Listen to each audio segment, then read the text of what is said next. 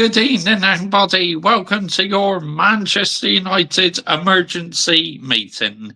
In tonight's show, we are going. Oh, shut up! Get out here, man. There we go. Big up to every single one of you live and logs in this evening. Much appreciated. Let's start that again. In tonight's show, we are going to talk about Manchester United once again rising their ticket prices, putting their ticket prices up, and also talk a bit about yesterday's game. And yeah, so quite a lot to talk about tonight. But big up to every single one of you live and logs in this evening. Much appreciated. If you're new to our YouTube channel and you enjoy Manchester United content, why not consider hitting the subscribe button, as I upload plenty of Manchester United content. I also talk about loads of other different things apart from football. And if you like your football content, where I talk about loads of other football teams rather than just Manchester United, please subscribe to my Mr. Joshy J football channel. Link is in the description. My F1 channel is in the description. I've just uploaded my driver ratings and team ratings today. So, yeah, you find that in the description. Also, and pinned on top of the live chat and in the video description as well is my channel membership. So if you wish to become a channel member today, you can select a level 1 and level 2 membership. You want to help support and fund the YouTube channel and for members only content, because on Saturday I posted my first members only video, a day in the life of Mr. Joshy J, which that is not available unless you are a channel member. A few have watched it already and quite a few have enjoyed it. So $1.99 a month, really isn't all that expensive. And obviously, it doesn't matter whether you're level 1, level 2, all perks are pretty much exactly the same. Apart from on level 2, you have members only live streams, but the rest of the time, like members only videos or members first, remains exactly the same on both levels. But right, so like I said, information pinned on top of the live chat and in the description. So it came out today that Manchester United are putting up their ticket prices by just over £2, which to me, I know £2 isn't a big increase, but the amount of prices they're charging these days for season tickets is an absolute disgrace, yeah? And I will show you the wooden scene for that. Disgrace, yeah? Robbing and charging the true fans who go and watch that Gobble Club week in, week out, and you're over charging them. Absolutely shameful. This football club is shameless, honestly, at times.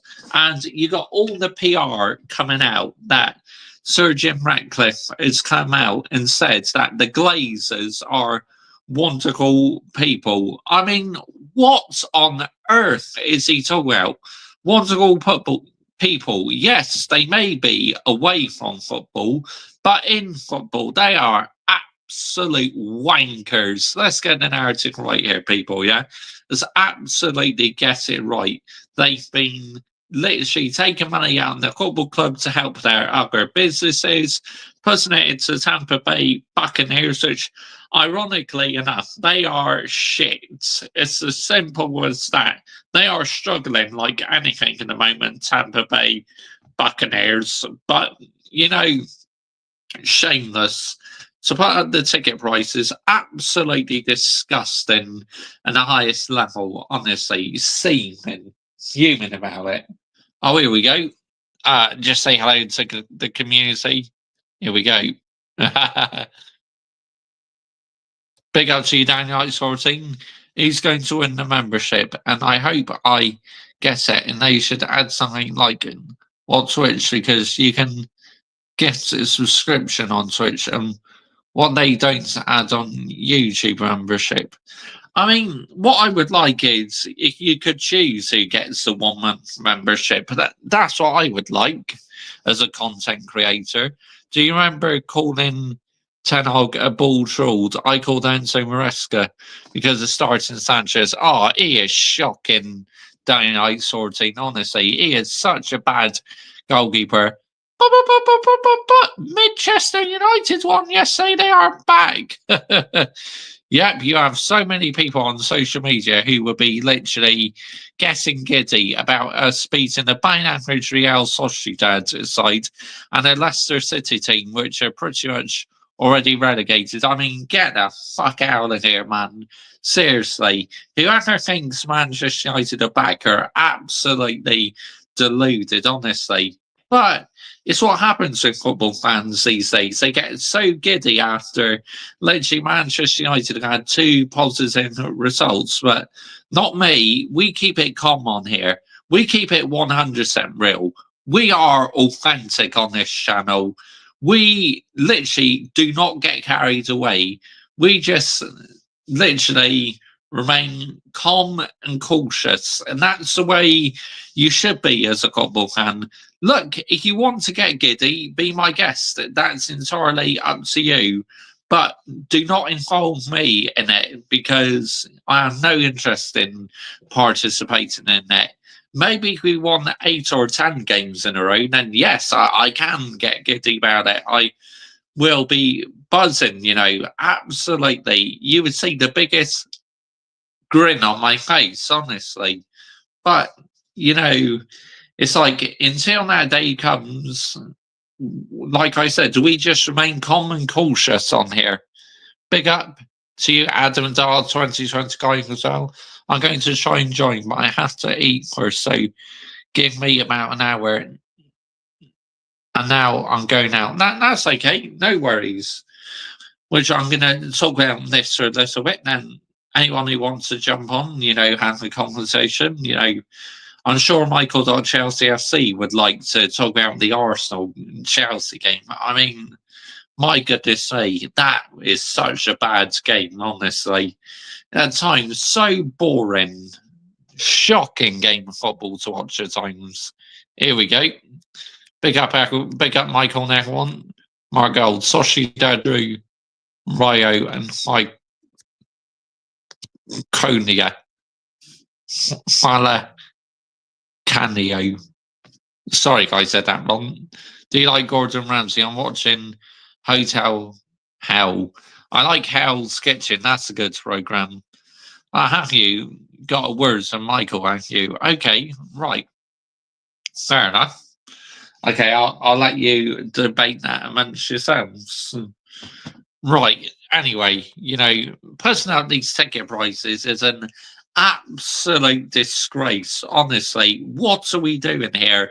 Seriously, Manchester United, nowhere near sustainable for the elite high standards of this football club.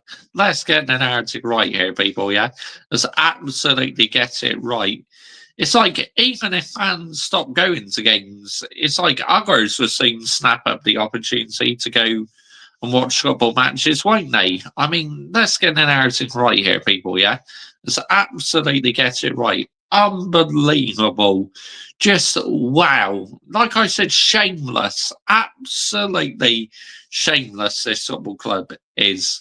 And I know the football club is watching because ever since I started to have a rant about the ownership, it's like all of a sudden I am being shadow banned, because the views just do not add up. And sometimes I just do not understand the algorithm, the YouTube algorithm. I really don't. It's a disgrace. It's like literally this shadow ban. Do you know what you're doing? You are literally playing around with my livelihood. Let's get the narrative right here.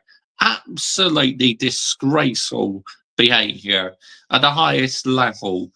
It's like, what have I done? At the end of the day, I am just a football fan who is 32 years old, in my 30s, giving an opinion on the football club I absolutely love. Yes, I know I swear in my videos, I go on the right rants, but my content is not for kids, okay? It's literally for adults as well, adults and young adults. So, yeah, but this shadow banning is an absolute disgrace. And how on earth they're allowed to get away with it, I have no idea, honestly. It's just, they show no shame, honestly. Shameless, absolutely shameless at the highest level. Yeah, those idiots do not know football. Michael should call out Enzo Maresca Ball's rules because his football is boring and blue coat out. Yeah, I agree. But, Chelsea started Robert Sanchez yesterday. I mean, what the fuck, man? Seriously. Shameful. Absolutely shameful at the highest level, honestly. Right.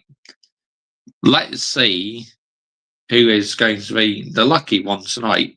Who's getting that membership tonight? Here we go. One membership. Here we go. Who's getting it tonight? We'll soon find out, people.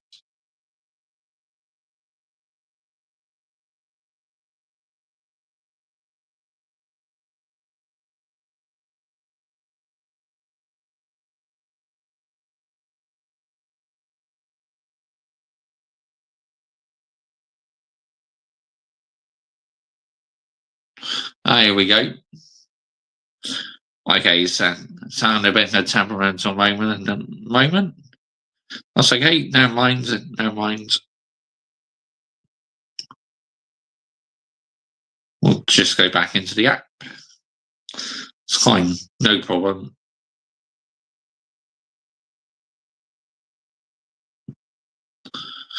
Yeah, maybe.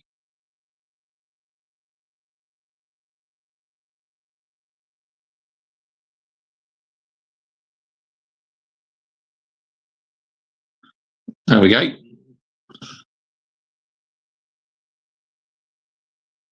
That's not happening at the moment. That's okay. No problem. Right. It's having some technical issues in the moment, day-night sorting. So, yeah. Looks like Google servers may be down. That's okay. It is what it is. But yeah, big up to every single one of you who's live and locked in this evening. Much appreciated. If you're new to our YouTube channel, why not consider hitting the subscribe button if you enjoy Manchester United's content and me talk about loads of other things apart from football. And also, please subscribe as well to my Mr. Joshy J football channel, where I talk about loads of other football teams. And please subscribe as well to our F1 channel. Link is in the description. And like I said, pinned on top of the live chat and in the description is my channel membership. Find all the information pinned on top of the live chat. But yeah, I mean, also, we got to get on to talk about what Sir Jim Ratcliffe said about the Glazers being nice people and that. I mean, come off it, seriously. Away from football, they may be nice, but do I think they're nice? As football owners, no, absolutely not. They are absolute frauds at the highest level. I absolutely cannot stand them. The damage they have done to my football club this past decade or so is literally nothing short of a disgrace. Good evening, Mr. But this ticket news is not sustainable. I feel sleepy yesterday over the Arsenal game because it was so bad. Yeah, it really was. It's terrible, wasn't it? Day night sorting. Shocking. Here we go. Now it looks like it's working. Looks like I had to just restart my phone. Here we go. Right, who's got it? Who's got a membership? Who's got it?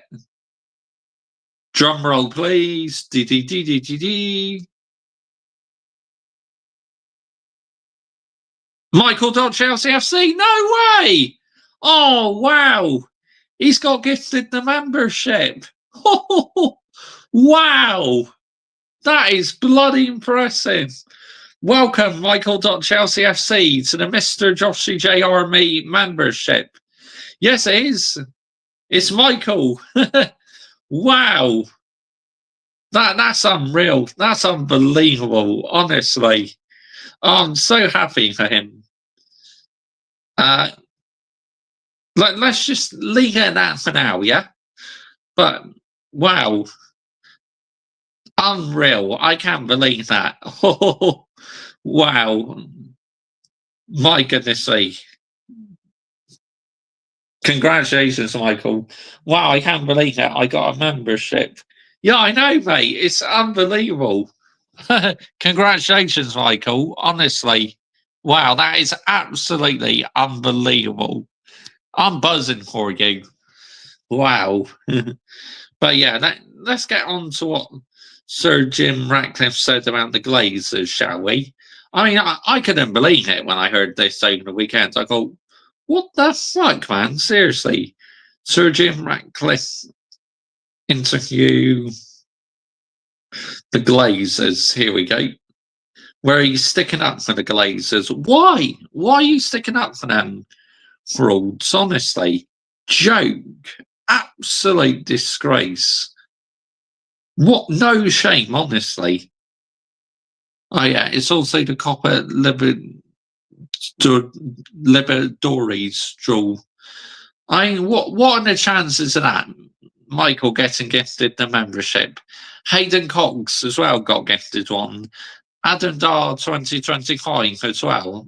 Absolutely, you just couldn't make this up, could you? Wow.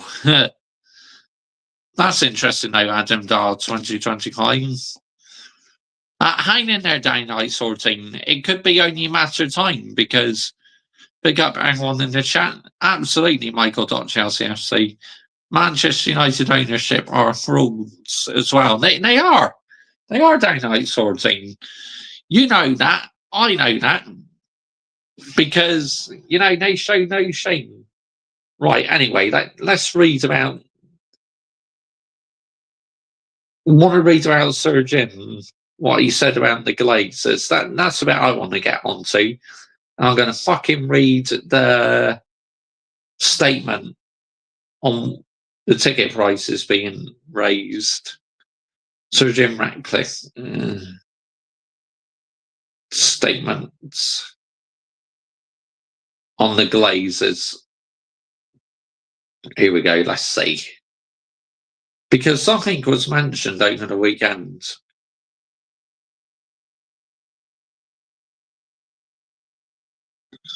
Here we go. Let's have a look. Let's read this. This was an article from 2 days ago, which, here we go. Sir Jim Ratcliffe has warned that he would walk away from Manchester United if he got as much abuse on the fans as the Glazers family. Okay, mate, good one. Absolutely ridiculous.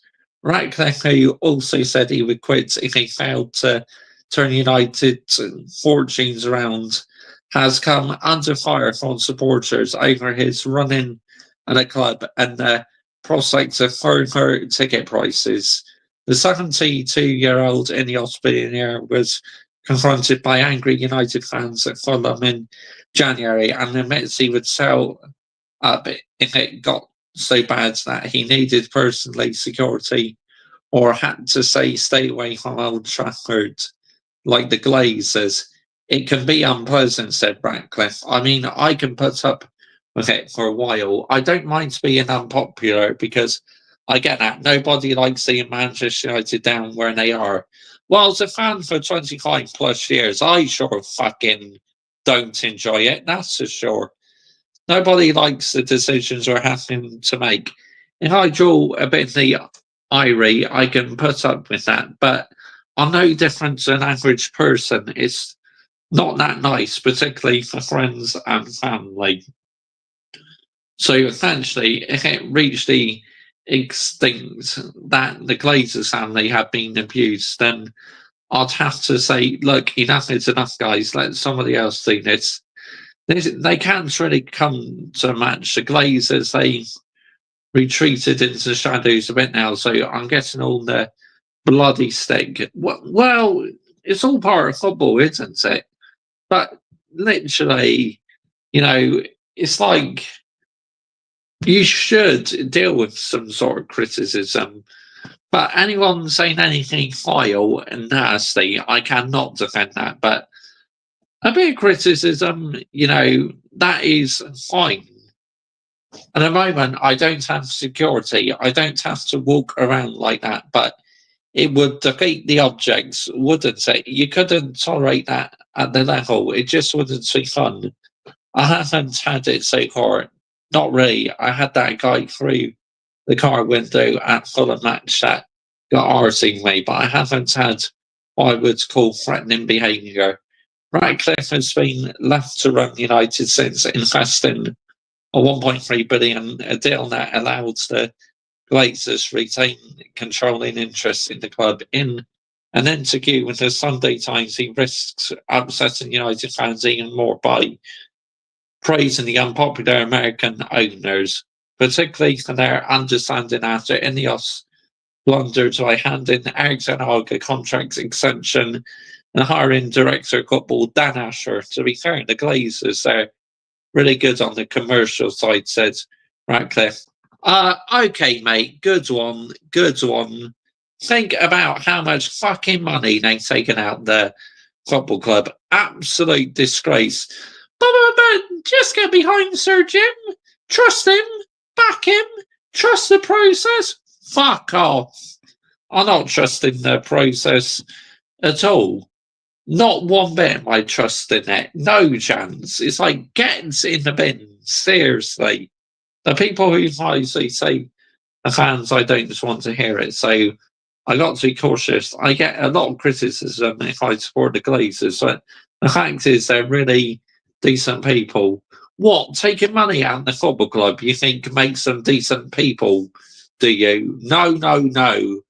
It's absolute disgrace taking money out of our beautiful football club. Just out your other fucking businesses, yeah? Do you hear me? Fucking shameful. Disgrace.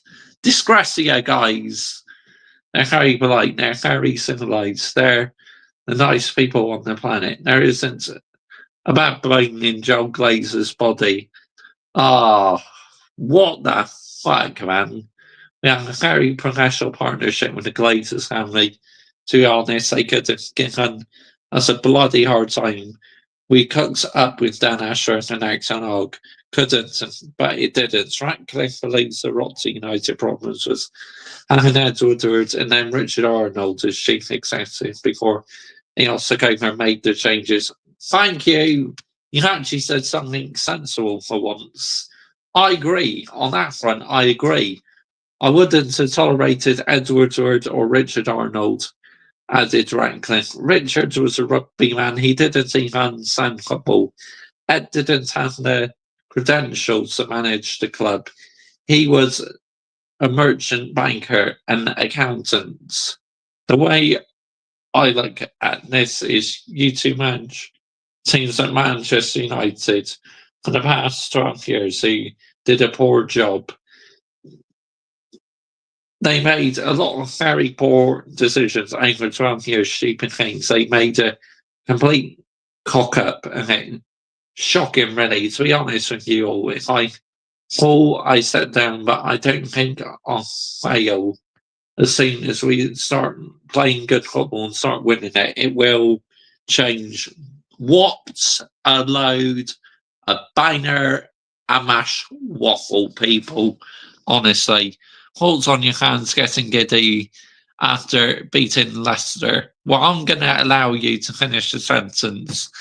I'm going to start not fucking, and I'll let you finish off the rest, mate. But anyone getting giddy over that result, do me a favour, seriously. But fans can celebrate whatever way they can, Mr. Joshy J. Yes, of course they can, and I'm not stopping them from doing it.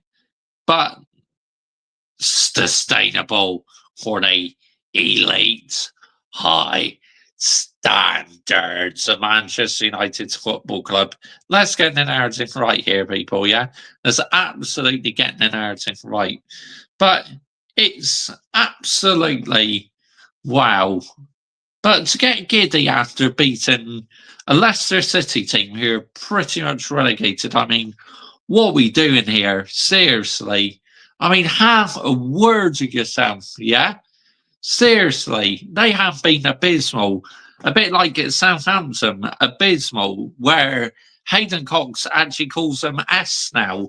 He's had enough of saying Southampton, which I don't blame him. You know, Ipswich are not being great either.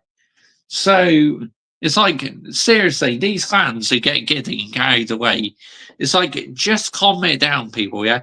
No accountability. Correct, Adam Dar, 2025. No accountability whatsoever, mate. As one of my subscribers and this famous YouTuber says, accountability is the best ability. And Lee Gunner is spot on, honestly. And oh yeah, I've not forgotten about that stream what I had to cancel the other night. That's still happening this week, where I'm going to be defending Lee Gunner, where this certain person from the OF platform, which is OnlyFans, was chatting some false information about Lee Gunner. So I'm going to be defending him like what nearly everyone else has done. So big up to that. That's just not sustainable whatsoever.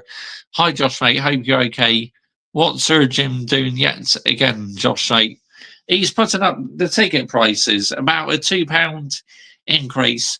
But it's only £2, Mr. Joshy J. And what? And what? Yeah? Literally nowhere near sustainable overcharging these fans who want to go and watch matches. Happy Newcastle won trophy for Arsenal and Spurs. Yeah, it's brilliant, isn't it? Absolutely amazing.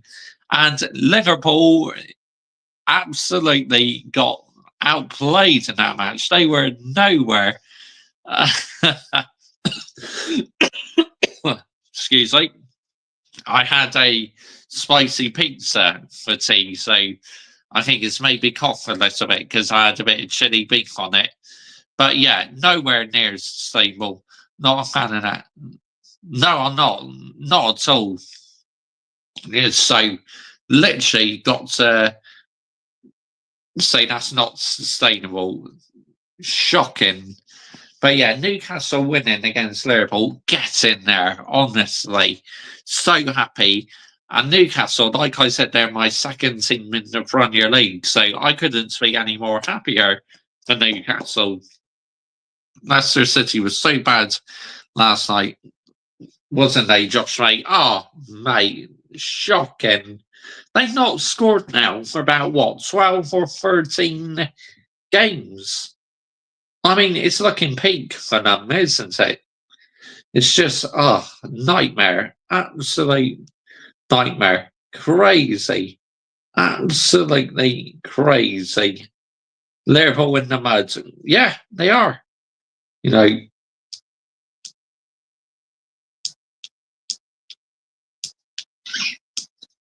yeah, they are in the mud, honestly. I'm happy for Newcastle yesterday, Josh, mate. Yeah, I am as well. You know, not a very good week for Liverpool, was it? You know, knocked out in the Champions League and then they lost the Carabao Cup final. But I have to say, that was probably their worst performance under Army Slot so far. There was nothing, you know, they offered absolutely nothing.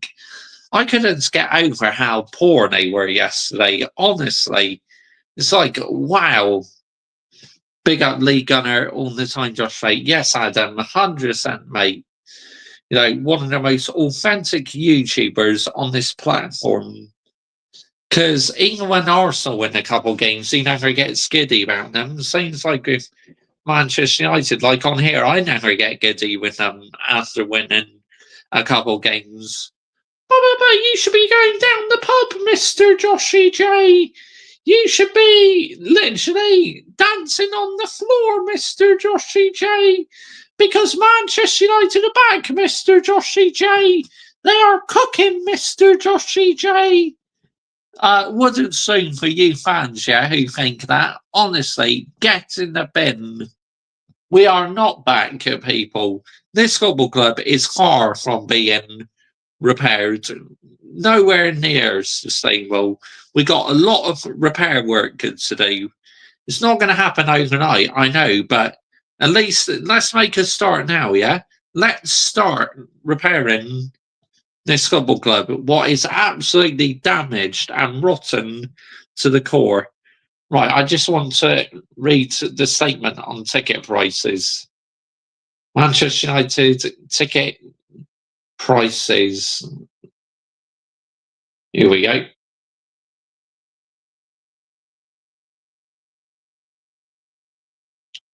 %5 rise. Manchester United season ticket prices will increase by about 5% for the third successive year as the club aims to become financially sustainable. I mean, Manchester United are not broke. Joshy J. Geezer, are you not a fan of MEFC Bella? I mean, yes, quite good looking, but not a fan of her because literally, again, she makes out she's a Manchester United fan, but we all know she isn't. But getting paid the pounds, no, isn't she? So, yep, big up Michael, mate. Yep, I got a word for you. When is enough? I mean, we know the Glazers need to go, but they won't because we're like a collateral to them. The Manchester United Supporters Trust must say the increase is less than many feared, and there has been a price rise for under 16s. Right, that's one good thing, but it should be for adults as well. Should be for everyone, not just the under 16s. But how are they going to make their money, Mr. Joshy J? They got plenty of money, okay? It's ridiculous. Absolutely pathetic. Who is the man? Josh Ray. She's on Twitter, Adam. Since becoming the club's co-owner last year, Sir Jim Ratcliffe. Oh, here we go. I missed out on a bit. But most say United fans have expressed their disappointment that the club has ignored the call for widespread price raise. Since becoming the club's owner last year, Sir Jim Ratcliffe and his Ineos group have tried to improve the club's finances, but several changes have been unpopular, resulting in fan protesting, particularly at last week's Arsenal game. Some of the latest changes for the 25-26 season included the introduction of game categorization model for non-season ticket holders, where premium games cost more. Nowhere near as sustainable. United are also increasing the minimum usage requirement for season ticket holders from 15 to 16 and their 19 home games. United's chief executive Omir Brada says the club works hard to come up with a pricing plan.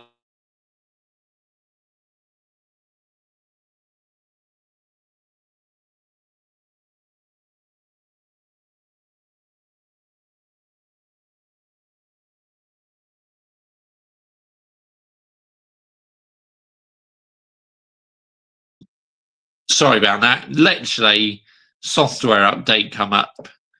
Thanks for always having me on your channel and give Sir Jim Ratcliffe the wooden spoon. Absolutely, Adam. Yep, wooden spoon for you, mate, Sir Jim Ratcliffe.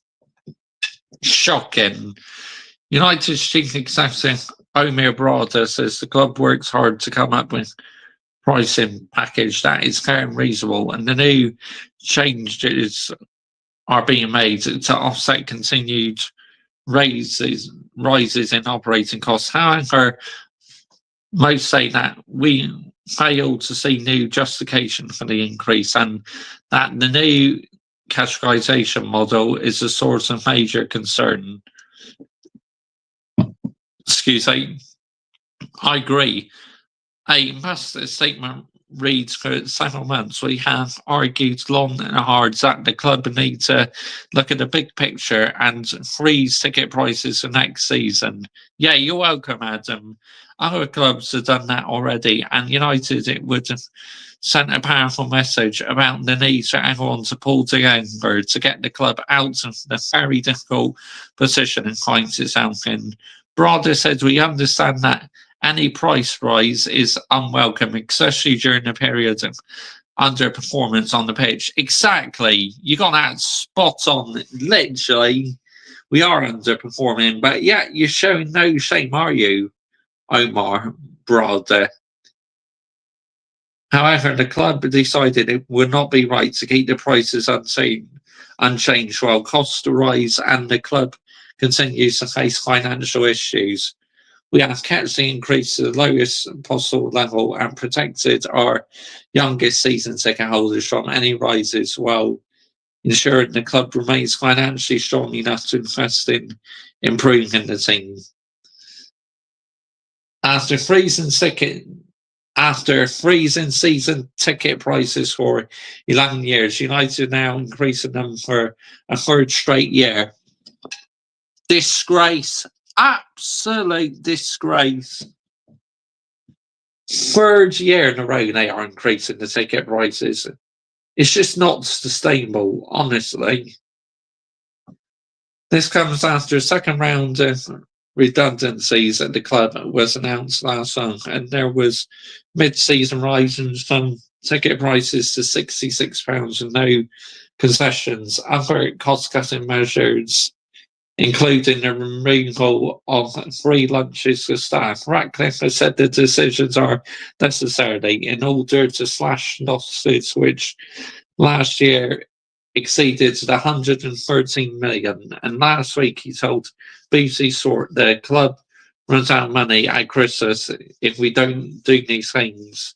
The last season ticket changes represent the average increase of £2.50 per game. Ratcliffe, I told the BBC, well, I don't get involved in the detailed ticket pricing. Things in the management of the club, not for me really. My sort of general principles on ticketing pricing are that it should be fair and affordable for the people in Manchester. We do need to look after the under 16s and the older people who do not have as much money, but at the same time, ticket income is part of the overall income of the club. The club receives income from ticketing, from merchandising, and from TV. They are all major components. How much money we have to spend on new players in the squads. The introduction of game categorisation model, plus the increase in season ticket prices and the minimum usage requirement are just some of the latest changes. Right, here we go. Let's read this. They literally put it in bullet points. United senior discount will now track the state pension age of 66, giving older fans 25% off. Some have previously received 50% discount. Again, they are going to suffer the most, aren't they, by getting less of a discount now. Fans behind the dugouts will be relocated, allowing the club to convert those seats for hospitality, sell them at premium prices. Fans who sell their ticket back to the club less than 14 days for a game will be charged £10. Car park charges will rise by 15%. Disgrace. Absolute disgrace. No shame whatsoever. Shocking. It's nowhere near sustainable, man. Not by my elite high standards. Big up legends, Big Jim, don't trust him, and everyone hit the likes and subscribe. Yes, cheers, rich money makers. I appreciate that, mate. 100% appreciate that. Right, so, yep, StreamYard. Let's go.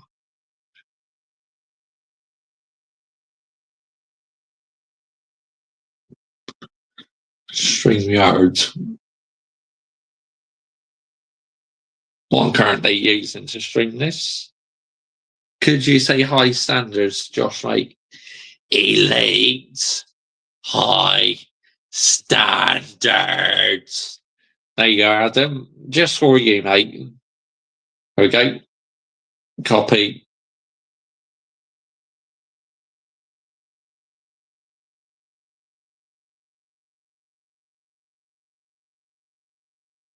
Okay, replace Pins message. There we go. There's a link. If anyone wants to come on and talk about the Manchester United game yesterday and the ticket price increase, I mean, absolute bollocks, honestly. I just cannot believe this shit that we're literally increasing ticket prices again. It's a joke. It's a disgrace. It's nowhere near sustainable, man. Why? I'm going to sleep now, so see you next stream because I got a busy day. That's okay, down out 14. You know, that's fine, mate. But, you know, just goes to show how shameless this football club is. Literally putting up season ticket prices again. I mean, dear me. Big up down out 14. Yep, absolutely. Big up to him. And big up to every single one of you who is like and locked in this evening. Much appreciated. So, yeah, you know, but it's like, why do you have to put the prices for? The football fans have had to watch this season and seen nothing short of a disgrace, and yet you're going to put up the ticket prices. Get the fuck out of here, man. Fuck out of here. Seriously, man. Why? Shameless, absolutely shameless. This football club is a disgrace at times, honestly. No care in the world for the fans. All they care about is a pound note. Yes, I am down at 14. I am streaming tomorrow. It's getting the narrative right here, people, yeah? That's absolutely getting the narrative right. Yep. Good night to you as well, mate. Have a good night, down at 14. Absolutely. 100%. Thanks for coming, being in the live chat as always, down at 14. Much appreciated. But it's like that game against Leicester, in the end, it's a comfortable game. But yes, we've had 2 good wins now. But what you need to take into account and consideration, people, is that literally, you know, we beat a very by average Real Sociedad team, and now we've beaten the Leicester City team who are pretty much relegated. So, yeah, Big Jim loves money, and I won't trust him. Absolutely, rich money makers. You're spot on, mate. Wouldn't trust him to even run me a hot bath. Seriously. I mean, that wrong then. Oh, dear me. Absolutely disgraceful. But yeah, you know, like I said at times, this football club just shows no shame whatsoever. These fans don't deserve a ticket prices increase. I mean, what are we doing here? Seriously.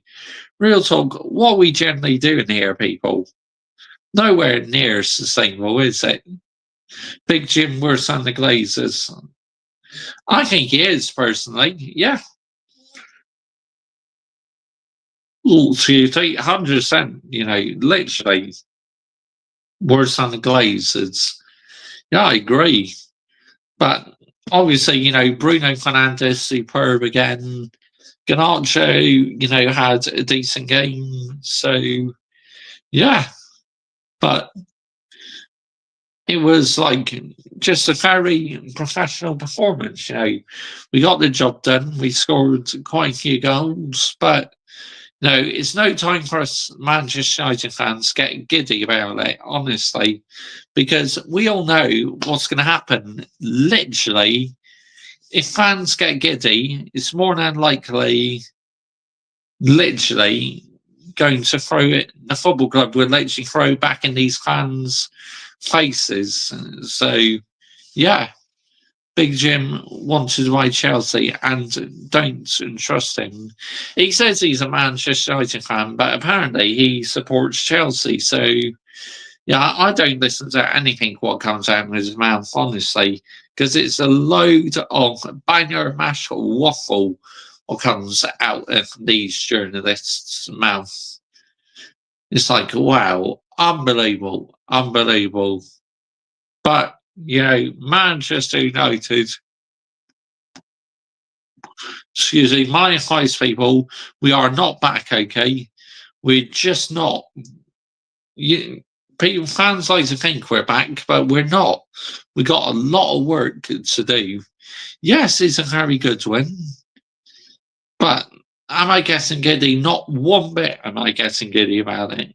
It's like I said on here, we keep it calm and cautious because I think what Manchester United are like this season, and they've been nothing short of a disgrace, honestly.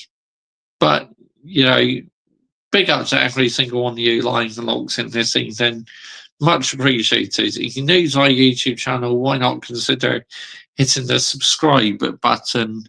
He promised Gary Neville that he wouldn't put the prices up, but he did. It's because they're just unbelievable. He promised Gary Neville he wouldn't, but the prices held. Right, that's interesting. But yeah, this ticket price increase, I mean, shameless, absolutely shameless.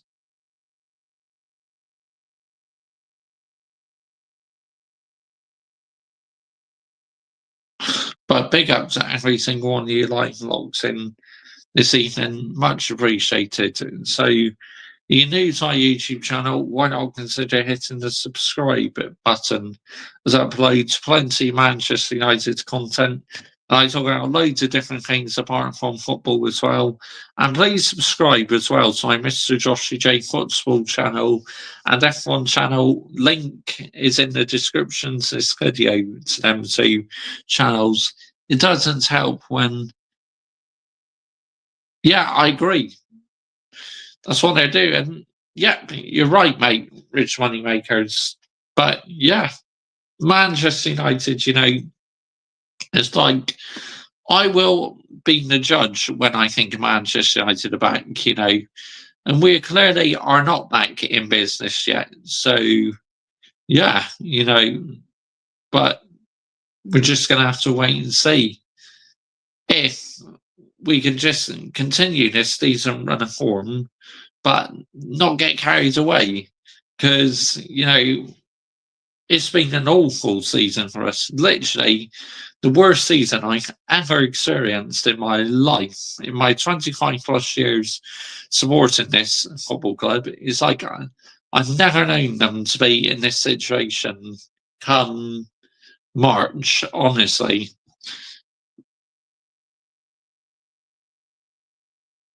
Yeah, I agree. Agree, you rich money makers. I am reading your comments, by the way, but yeah. Just how sometimes, what happens on this platform, you start talking about that rubbish, you'll get cancelled, You'll be out to the whole caravan site fast before you say, but, bosh. It's as simple as that, honestly. But yeah, yeah, just so jarring, isn't it? Watching Manchester United, play rubbish football. But, I hope. This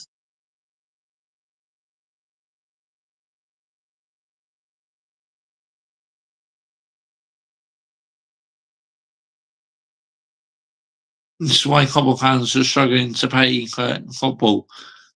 Look at that. Look at my hair. Oh, what am I doing here? I know I need to wash it, man. We'll get that sorted out. But yeah, the F1. I've had two very early starts. I was up on early Saturday morning. I woke up around 10 to 5 to watch the qualifying F5. Then also I woke up at 10 to 4 to watch the race at 4 o'clock. Oh man, it is commitment, but that's what you got to do. You love F1. You got to see these early morning starts. Get drawn into the race. So that's what I do. Absolutely, that's what I do. I get up early and watch the F1 races. But that's an unbelievable race, honestly. Absolutely unreal, unbelievable. But, this ticket prices increase. I mean, just, oh, man, nowhere near sustainable. Why would you put it up for, man? Seriously. Just, I guess it's the club's way of making money, isn't it? But the thing is, you don't realise you're not overcharging fans. It's as simple as that. Because the fans are the ones who are being charged the most. And it easily stamps out pretty much immediately. Honestly, I would never thought Man United would be in the bottom half of the table. Nor would I, rich money makers. This is why football fans are struggling to pay for football. Yes, it is. Yeah, I agree, mate. 100%. The fans are getting ripped off. They are. They are. And this £2.50 price increase, I mean, yes, you can argue and say it would have been worse, but still, that's more extra for the fans they have to pay. They're already charged enough for when they go for their refreshments, say before the game or at half time or something. So, yeah. But, it's crazy. Absolutely crazy, honestly. But yeah, I agree with you, rich money makers. These fans are getting ripped off. They are getting ripped off royally, mate, at the moment, which is nowhere near sustainable by my late high standards. But that's my thoughts on the ticket price increase. Let me know what you think of your ticket price increases. And to me, it's nowhere near sustainable. And the season Manchester United are having, it's shameless on this football club. It really is absolutely shameless at the end of the day. But, let's wait and see if it pays off in the future. Look, if this all pays off in the future, then we start doing better again, actually win a lot of things, then literally, I would say, right, let's get behind it. But for now, I'm not trusting any process, not one bit. Your game was more entertaining than ours against Arsenal. The worst game I've seen. Oh, it was rubbish, wasn't it, rich money makers? Absolute rubbish, your game. Shocking. But, it's like when I see Manchester United being so bad this season, it's like, oh, this is not fun to watch, is it? Not one bit is it fun to watch. I don't enjoy it. As a fan for 25 plus years, what's your thoughts on Newcastle winning the cup? I'm buzzing because I call Newcastle my second team in the Premier League. I love them, Newcastle. I always like their fan base, and I'm buzzing they won, honestly. Just brilliant. Their first trophy in over 70 years. The Newcastle fans who waited that long literally enjoyed that. Hello, Dad. Big up to you, Kai. Big up to you, mate. Good evening to you this evening, by the way. Thank you for joining me this evening. Much appreciated, mate. But, it's like Manchester United have been buying average this season. So to put up the prices already, season ticket prices, it's just nowhere near sustainable by the elite high standards of Manchester United Football Club. Let's get the narrative right here, people, yeah? Let's absolutely get the narrative right.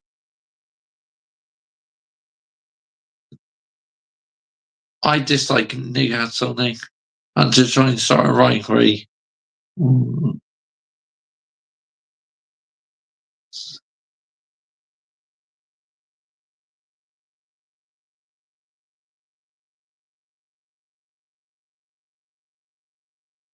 very happy because it teaches the big things that we can be pushed out if we don't get our accident hurt. True, that's very true, rich money makers, honestly. But yeah, it's ridiculous, mate, isn't it? Absolutely ridiculous. But this season ticket price increase just goes to show how this ownership, literally, in my personal opinion, just does not care. They really don't. They find no shame whatsoever. I'm very happy because it touches the. Yeah, I read that one.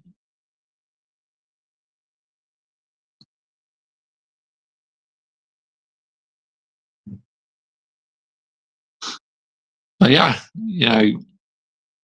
it's like at times that Arsenal and Chelsea match was so poor, was so boring at times, honestly. Both teams just cancelling each other out. Sir Jim isn't the right person to run this club. Facts, absolute facts, Kai, mate. You're spot on, absolutely spot on about that one.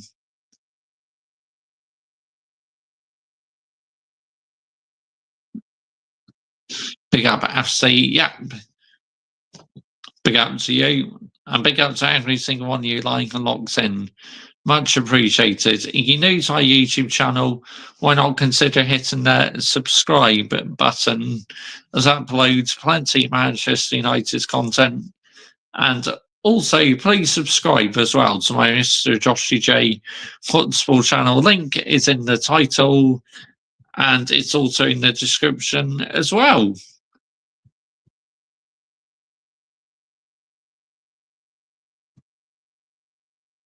Oh, here we go. Guests. Who's this? Who wants to come on? Micheal.ChelseaFC. Hey! Hey, get Big it. up! Big up, Reeser! Big up, Michael. Yeah. Yeah, so, yeah. I see you're not happy about your ticket prices. I mean, the people are saying they're back again. Yeah. Geezer. Yeah, pathetic, mate. It's ridiculous. Yeah, you should tell people that it is only Leicester. It's only Leicester, Geezer. Of course it is, mate. But yeah, people get mind you, people get giddy over everything. No, I mean whether it's Leicester, Southampton, Ipswich. Yeah. What do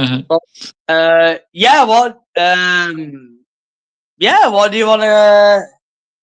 What do you want to talk about, Geezer? I mean, it's not no football today, so it's a bit weird, isn't it? Yeah, a bit strange. But yeah, I just wanted your input. What you thought in the game yesterday? Your game against Arsenal. A pile of shit. That's how I describe it. Yeah. 2 shots on target, 95 minutes. But with the brown envelopes that have invaded the fan base, still think it was a stunning performance and brave and all that shit. Yeah. So, people think that the ownership are the best thing since sliced bread was ever invented.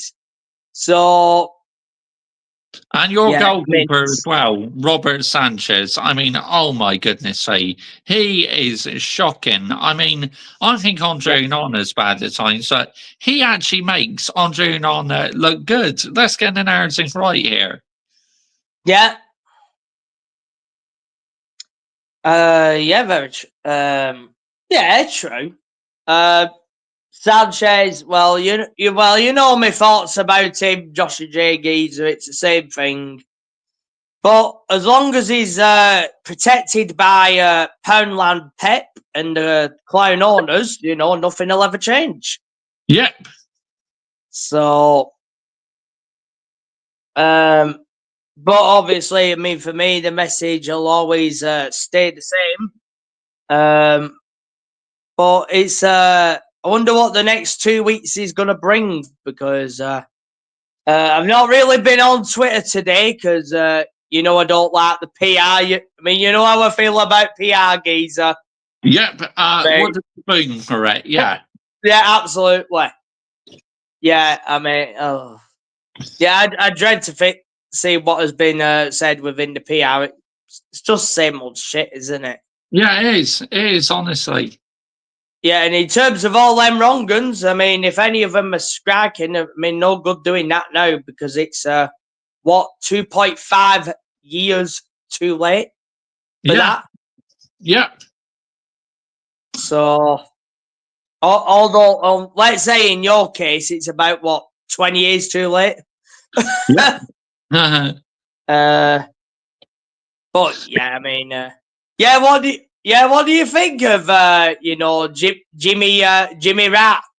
The Glazers are wonderful football people. I mean, oh my god. Yeah, right. Not Two. wouldn't sing two. Yes. Yeah, two. I mean, what on earth is he talking about? Seriously. It's shameless. It's absolutely embarrassing. Yeah. You need to land it on the Rat for that alone, Geezer. Yeah. But it's amazing how your fan base will forget now. A couple of wins, now that they're all going to be giddy. And wait till you play Man City, and then you'll be beaten again. So is that at Old Trafford, that, Geezer? I think so, but after the international break, we got Nottingham Forest, so we'll see how we can go against Forest. That'd be a tough game, mate. Yeah, I don't think you'll get anywhere in that one, Geezer. I mean, they're doing a madness right now, aren't they? So yeah, I just don't see it, Geezer. I mean, well, football. I did say it's gone down the tube, didn't I? Yeah. The quality of football is shit. But, well, yeah, that's football for you, unfortunately, Geezer. It is these days, mate. Yep. But what are you going to be doing these next 2 weeks, Geezer? Because are you going to be covering, let's say, the Manchester United news, knowing that you haven't got any games, or? Possibly, yeah, because I always seem to find something good to talk about. So yeah, that's a possibility. Yeah. Well, you might want to focus on the women's team. Obviously, I know you have done. I think that will be still going on, Geezer, because it's club football in the women's game. And obviously, let's say our women. I mean, we've got a game on Wednesday. I mean, we got that League Cup in the bag, but obviously, it's going to be back to work. Champions League quarterfinal and all that in the women's. So, they never rest easy. I mean, we are going for that quadruple after all. And unbeaten, by the way. Still unbeaten, Geezer. So, it's just it's just a shame that it's not like that in the but let's say with the boys team, is it? So me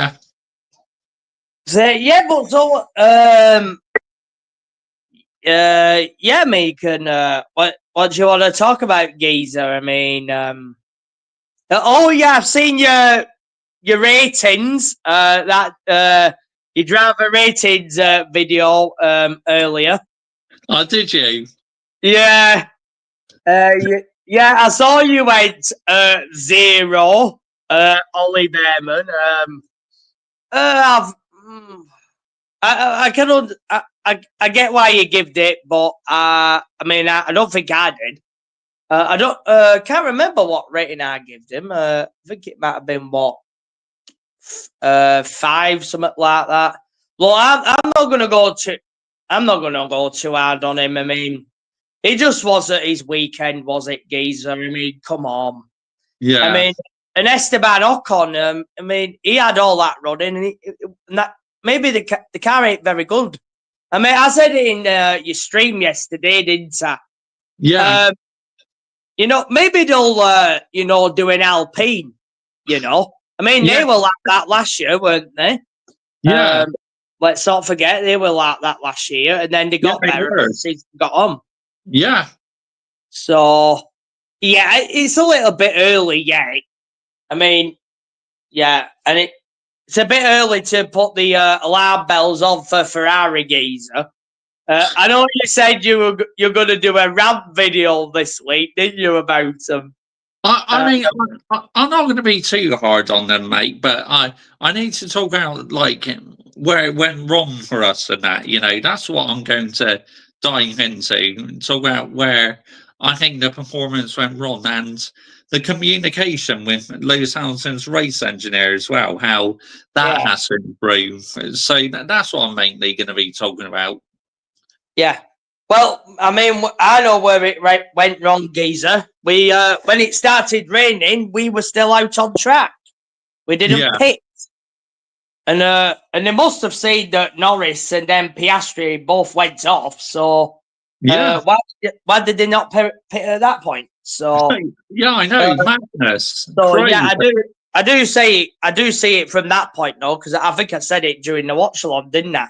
Yeah. So yeah, I do get that point. So yeah, I mean, I think we'll know more if as long as China is a dry race. Let's hope it is.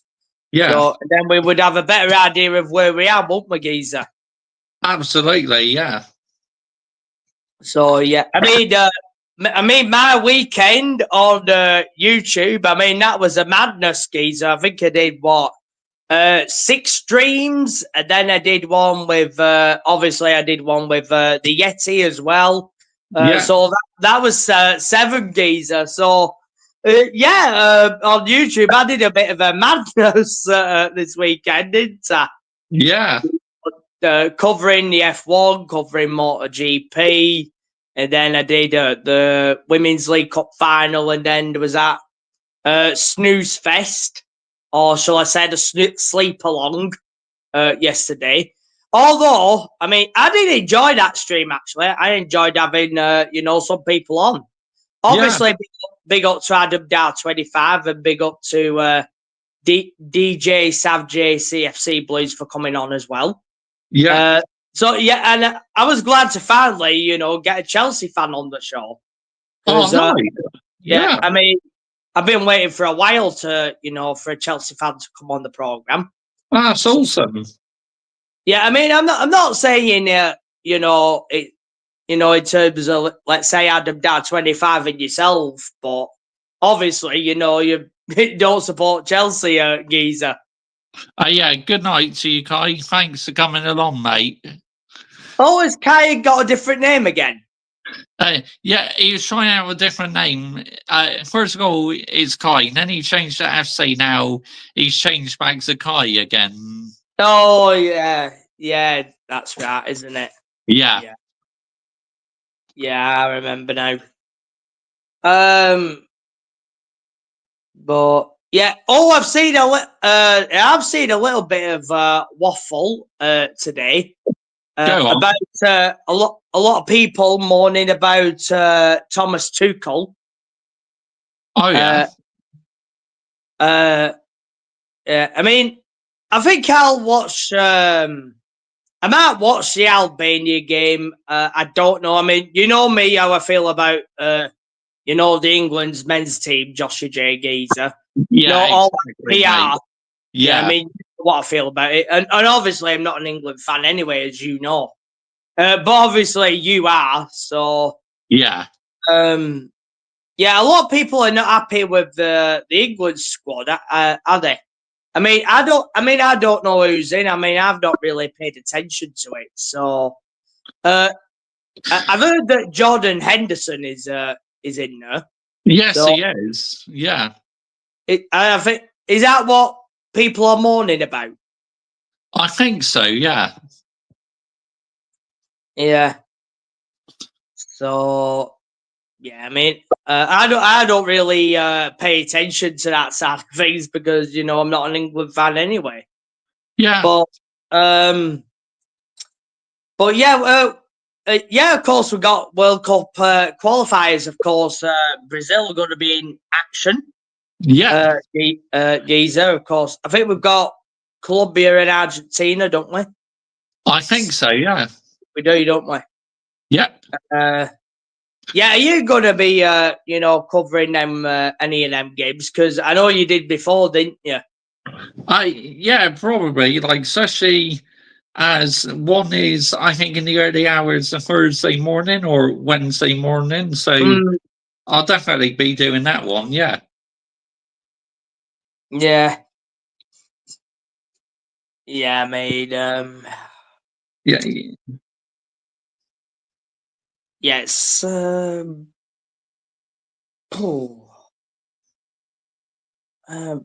But yeah, there wasn't really much to add about that game yesterday.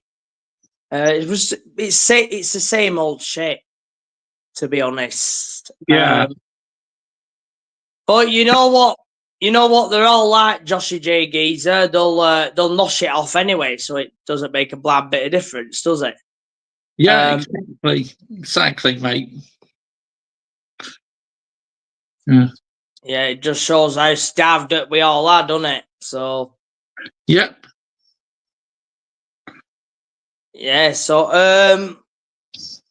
Yeah. I mean. So, what do you want to talk about, Geezer? Because basically, I just want to get your input. What do you think about the ticket price increase at Manchester United? I mean, I know you don't really care about Manchester United, but I want to get your input. What you think about it? yeah, they just they're always gonna do that though. Well, is it £2.50 or something like that? Yeah, they put up by Right. £2.50, but the under 16s they frozen, so the under 16s won't pay any extra. Yeah, it's ridiculous. How much people will pay to go for a game now. It's mad, isn't it? Yeah. I mean, it's ridiculously dear now, isn't it? That's the trouble as well. Yeah. And it cuts out the football fan, which is what they're aiming for. I mean, that's what they're aiming for, Geezer. Yeah. Just cut out the football fan and just get in, the ones that barely watch the game anyway. So, and obviously in your case, I mean, they were always going to do that anyway. I think they even mentioned it. Didn't the rat mention it on that thing with Gary Neville anyway? I think he mentioned it on there any road. Yeah. So, yeah, I think that will come in. So, So, yeah, I just don't know what.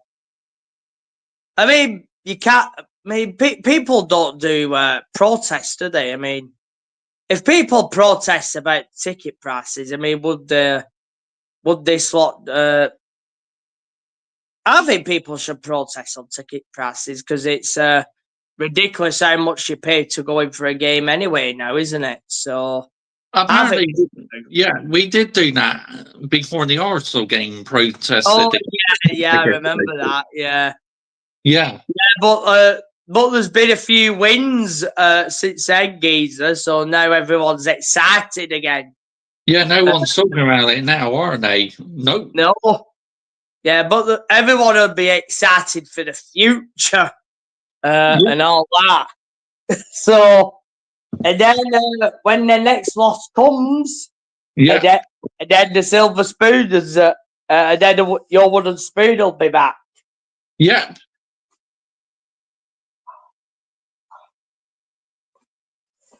I mean, for me, Geezer. I mean, I said it in my stream yesterday. I normally celebrate when the Spuds lose, yeah, but can't even celebrate that now due to what this club has been doing. They've yeah. even robbed that off me now. That these are bloody wrong guns. I mean, I'd be celebrating Spuds losing now. But yeah, I'm just having a look at Manchester United's fixtures. So here are our next four fixtures, right? So after the international break, on the 1st of April, we got Nottingham Forest. Then on the 6th of April, we got Man City at Old Trafford. Then we got Lyon in the Europa League, our first leg away. And then Newcastle, we got at St. James's Park. Then we got the second leg against Lyon. So some bloody tough fixtures coming up. Yeah. Let's see if any of them will get giddy by then, Geezer. Yeah. Because soon as that loss comes back again, it's just flip flopping all the time. It's ridiculous, isn't it? It's flipping one week and then flip flop the next. Yeah. But yeah, what about that Carabao Cup final? They did it though, didn't they?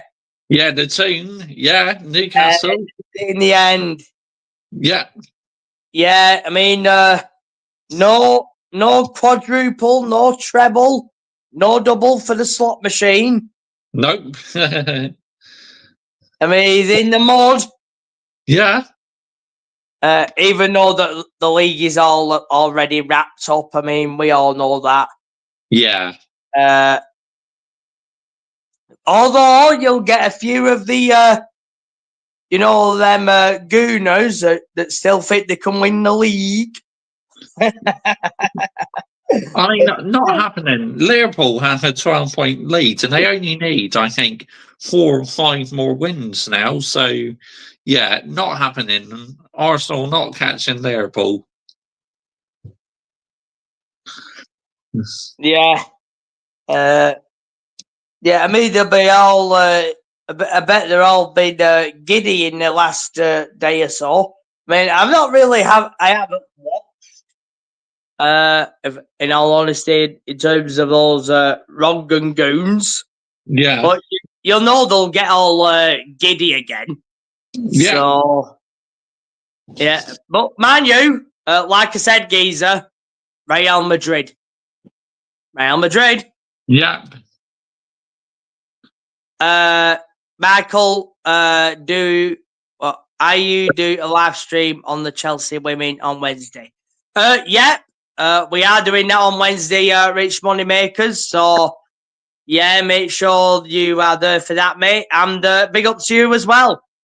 Yeah. By the way, hope you're well. Even though the Chelsea not.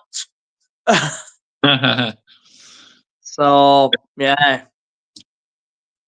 So yeah, we got the women on Wednesday. So football never sleeps. Joshua J. Geezer. No, it doesn't. So, yeah, I mean, there are some days I do look at the PR, and then obviously there's days that I don't. I think I'm on Twitter once, twice a day at best. not that often in comparison, obviously, because I've been, doing all this now. What with YouTube or shall I say it's StreamYard now, isn't it? Yeah. Oh, it's. Have you found it difficult multitasking on the social media, Joshy J? Not really, because I don't use like in Twitter heavily, and I don't use Facebook heavily or Instagram. The only time I post on Twitter really is share my YouTube videos. What I upload every day, but I don't tweet too often. Yeah, it's to get it out there, isn't it, and all that stuff. Yeah. Yeah. Yeah, get all your videos and obviously your live stream out there to everyone. Yeah. Yeah. I mean, that was madness. At the weekend. I mean, yeah, I think I did more streaming rather than sleeping. So. Yeah, it was a bit unreal, doing all that. But yeah, I mean that's what happens, when everything is at once. Yeah. But yeah, it's back now, isn't it? The F1, it's back now finally. Yeah. And of course, we don't stop in terms of that because we've got next week, haven't we? We've got China. Yeah, China to come. So of course I'll be there for that. And I'll do the qualifying for that. So, so everyone will not need to worry about that. And of course, I'll be doing the race live watch along again. Joshy J Geezer, of course, if you're in the chat in that race live watch along, you can hop on. Obviously, like you did yesterday. Yeah. So. It's What do you think about the rest of your season now, Joshua J. Geezer? I mean, do you think you're going to win the Europa League? Are you back? Do you think you're going to land the minerals and all that? No, but I honestly don't think we're going to win the Europa League. To me, we got no chance. But you'll still have these fans saying, "Oh, but we're unbeaten. We've still been getting results despite not playing good football, this and that." Get the fuck out of it, man. It's not happening. Seriously. Yeah. Yeah, and of course, you know what, with this fan base as well, of course, you've got them OF birds now as well, haven't you? Yeah. On social media, claiming they support these teams and what have you. Yeah. And so it's not just the brown envelopes now, now it's the OF birds and all. I mean, what did you make of that? All that the other night? Lee Gunner talking about that bird on his stream. He did 3 rounds, didn't he? Yeah, I mean that was madness, wasn't it? Yeah. If she'd have done that video, many people would have bought into what she said. Yeah, many of them would have bought into it. Of course they would have done. But But we all know where she fucked up. Them postal stamps, because we all know that he lives in Spain. We all know he lives in Spain. Yeah. So how come? Why would he have a UK postal stamp if he doesn't live here? Exactly. How's he going to get a UK postal stamp from Spain? Yeah. And fly it there within 24 hours to her granny or whatever. I mean, and if people still buy into that, I mean, oh my god, that is that shows you how far people have gone. Yeah. Too many have gone cuckoo. Many have gone now. geezer. Yeah, it's a joke, mate. But yeah, I mean, if she'd have stuck to that one video, people would have bought into it. Yep. Because it's the woman over the fella, innit? And obviously people would, instantly would believe it, wouldn't they? Yeah. So, but yeah, I mean, it's like, he said it himself. It could have been all over for him in one go. Yeah. I mean, that could. Yeah, I mean that can happen. But yeah, when you but yeah, the postal stamps. Oh yes, he fucked up there. Yeah. So yeah. So what do you make of all them OF birds, geezer? I mean, yeah, and of course you've got there's one in your fan base, Bella. Yeah. Yeah, I mean, yeah, what do you make of that one, geezer?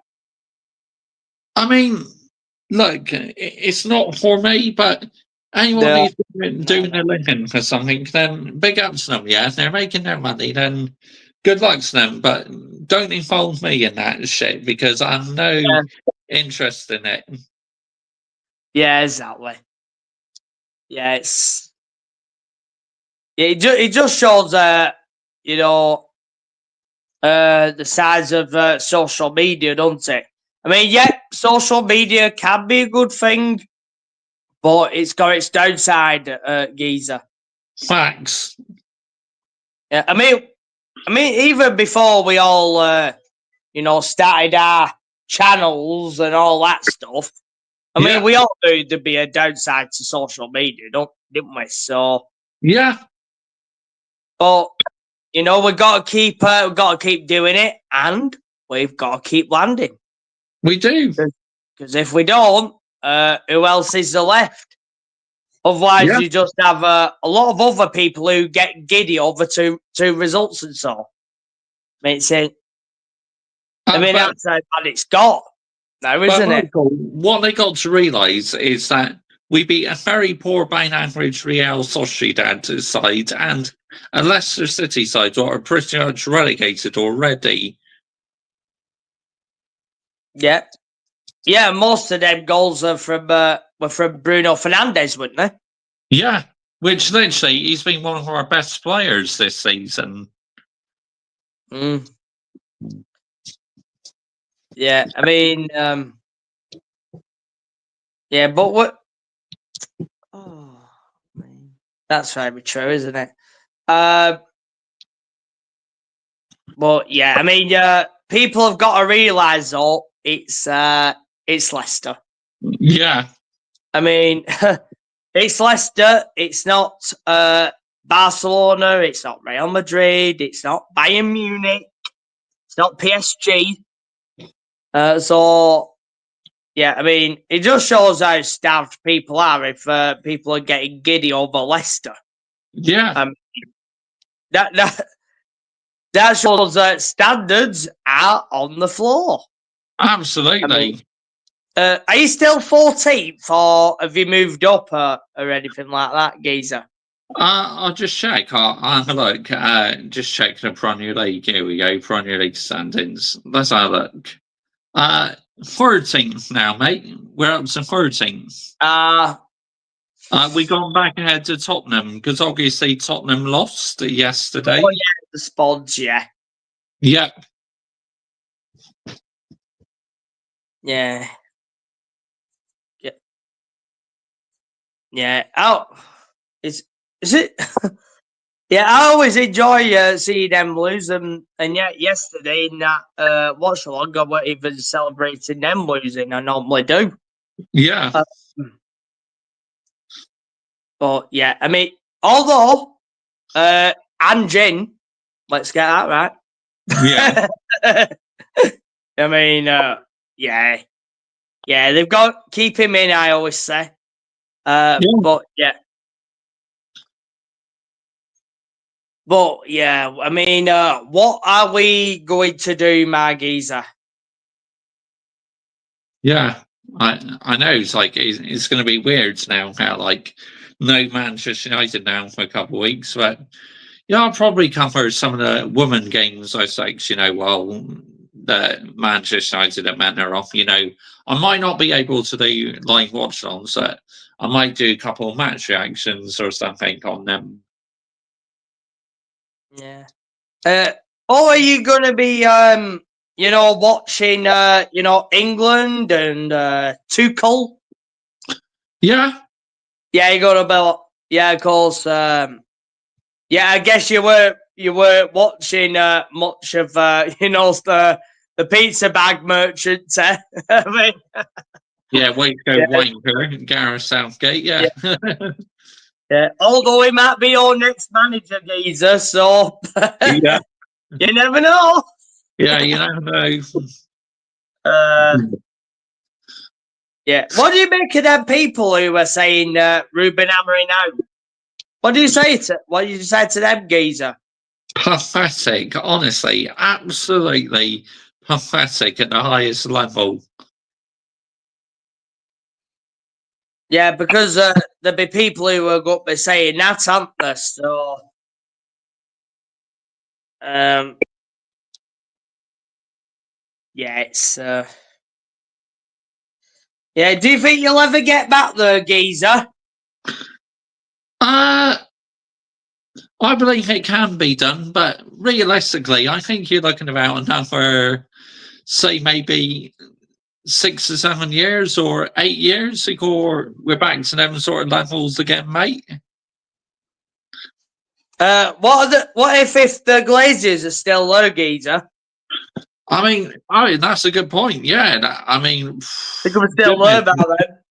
Yeah, I have no idea, mate. Yeah, because I think Jimmy Rat, isn't it 3 years? Ratcliffe Ineos. I think it's 3 years, something geezer. Yeah. I think they have 3 years or something, and then to buy him out or whatever it is or something. I think so. Yeah. Yeah, I mean, I don't see that myself, but yeah, I mean, still has Nice, doesn't he? Yes. Yes, he does.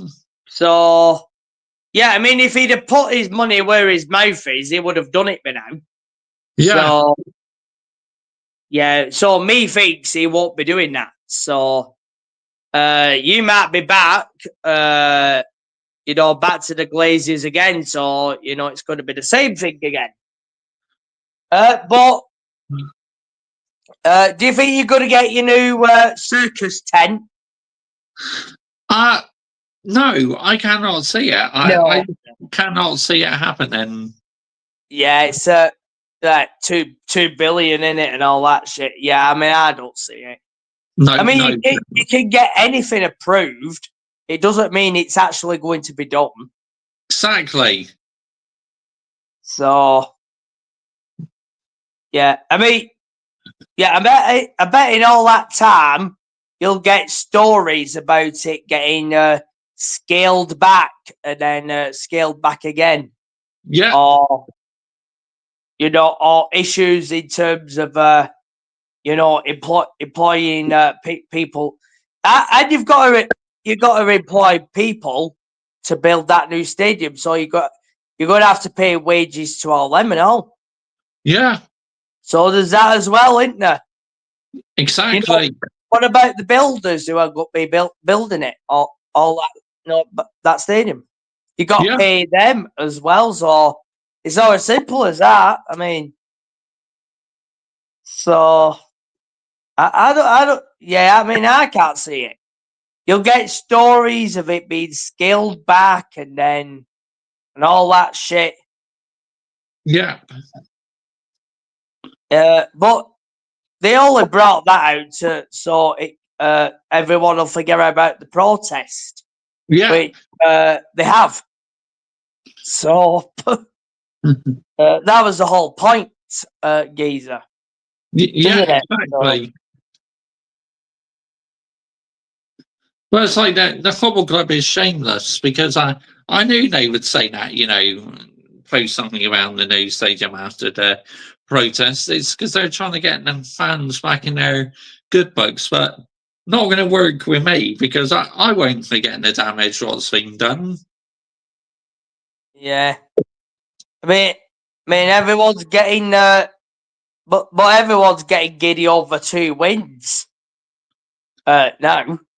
It's pathetic. It's absolutely pathetic. And then they'll all say, we haven't lost a match in the Europa League.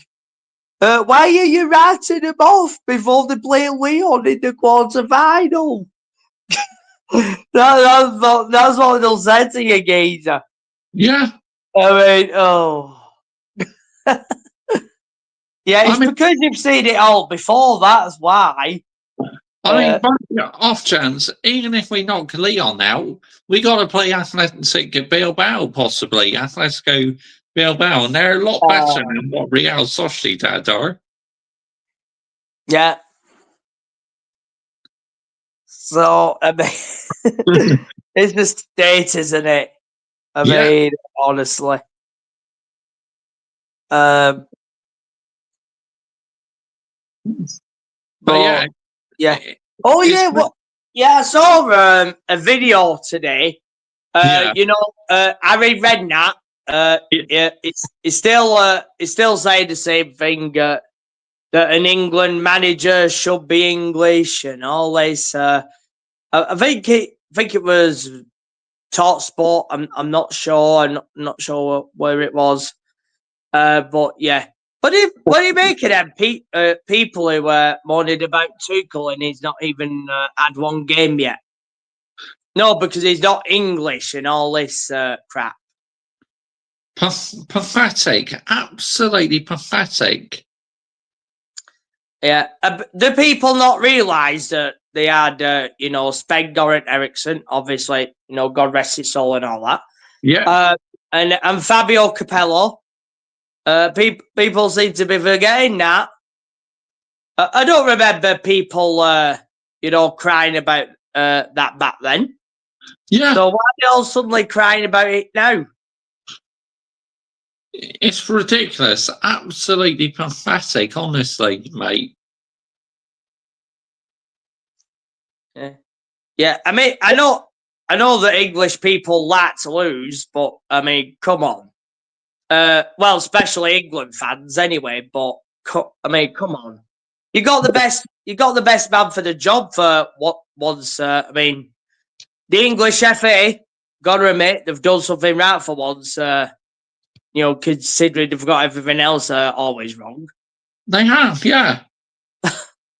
So why are people mourning now? You've got the best manager available for the job.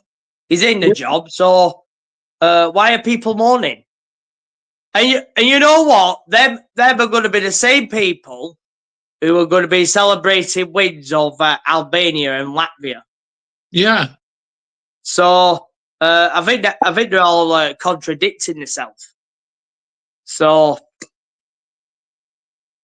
it's like England, if they win against these teams, fans, they get so excited about them, but as soon as we meet up at competitive sides, say someone like Brazil, France, or someone like that, we're literally on the plane back home. Yep. Yep. Yeah, that's easy, yeah.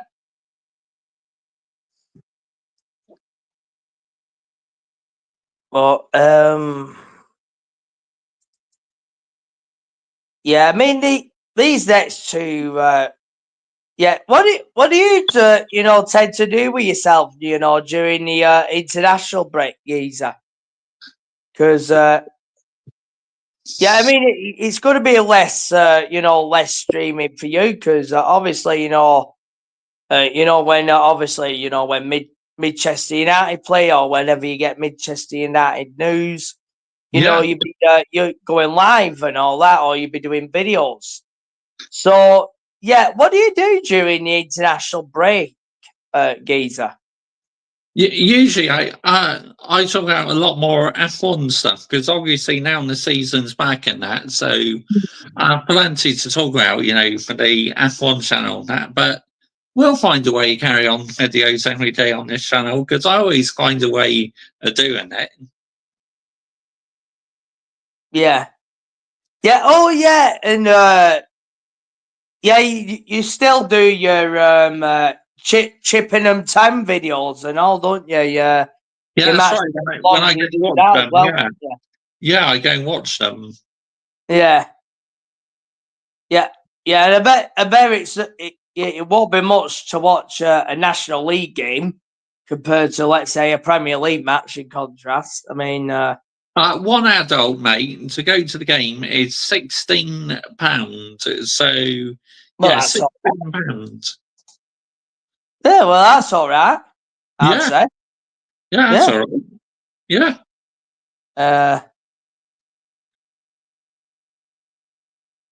But yeah, I mean, yeah, I think they'd be still in action, wouldn't they? I think National League will be still in action if even when it's internationals. Yeah, I know they tends to be League One and League Two, don't there, as well?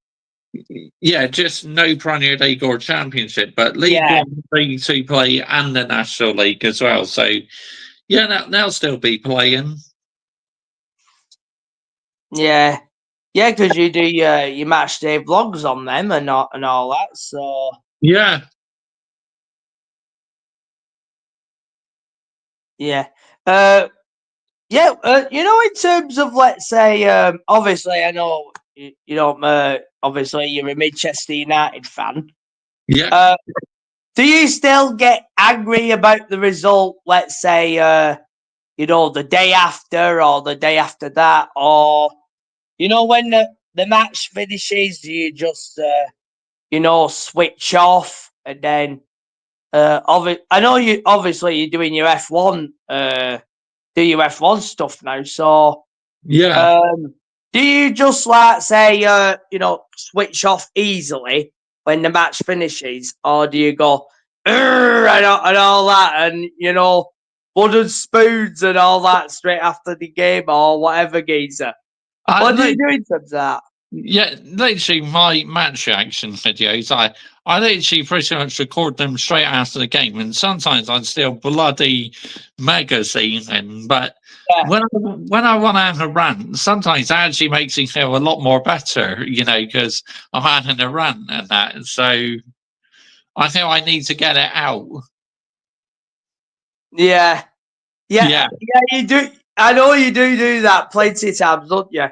Yeah, but obviously there was that stream a few weeks ago. I think what it said on your title. What is it? Your energy has ran out. Yeah, I think that was when I was on the show, wasn't it? That's where you had guests on, I think. That's right. Yeah, it's fun, mate. Yeah. So, yeah, how often do you feel, in terms of when your energy has run out? It's because, it's because you see the same old shit, don't you? Yeah. I mean, you get a win, maybe get two, and then meow, and then it's the same old thing again, isn't it? Yep. So, yeah, I mean, what do you do in terms of that, geezer? It's like that win yesterday, I did my match action video and I don't think I actually said the swear words. That's how calm I was. That's how chilled out I was. But like I said, I am not getting giddy over this one. I said others can do what they like, but as a football fan, I will celebrate the win however the way I want to and that. But yeah, I was so chilled out. I wasn't angry or anything. I was just thinking, yeah, we got all 3 points now. Let's move on to the next game. Yeah, I mean, for me, geezer, I mean, obviously, I do, rant. I have done my rants here and there on certain things on my channel, and obviously, I do. When when this team lose, I do get annoyed. But Yeah. yesterday, I mean, it's just the same old thing, isn't it? I mean, It just gets to the point, if Michael, it had to be, you can no longer have a rant. You know, it's like yeah, because you're bored, you're tired of it. You know, oh, what's the point in rinse and repeat? It's like your energy's gone. yeah. I mean, I could, rant in terms of every game, but I think what kept it going for me yesterday was, the chat, and then obviously, having people on. Obviously, I did have other people on, and that kind of kept the stream going. Yeah. If anything, Yeah. because I would have probably would have ended it straight after the game if I had to have had people on, and I'm just glad that I had a Chelsea fan on for a change, because given I never had a Chelsea fan on before. So yeah, I mean, big up to DJ Sam J, CFC Blues for coming on, and and it kind of passed the time, if anything. Yeah. So that works for me. So,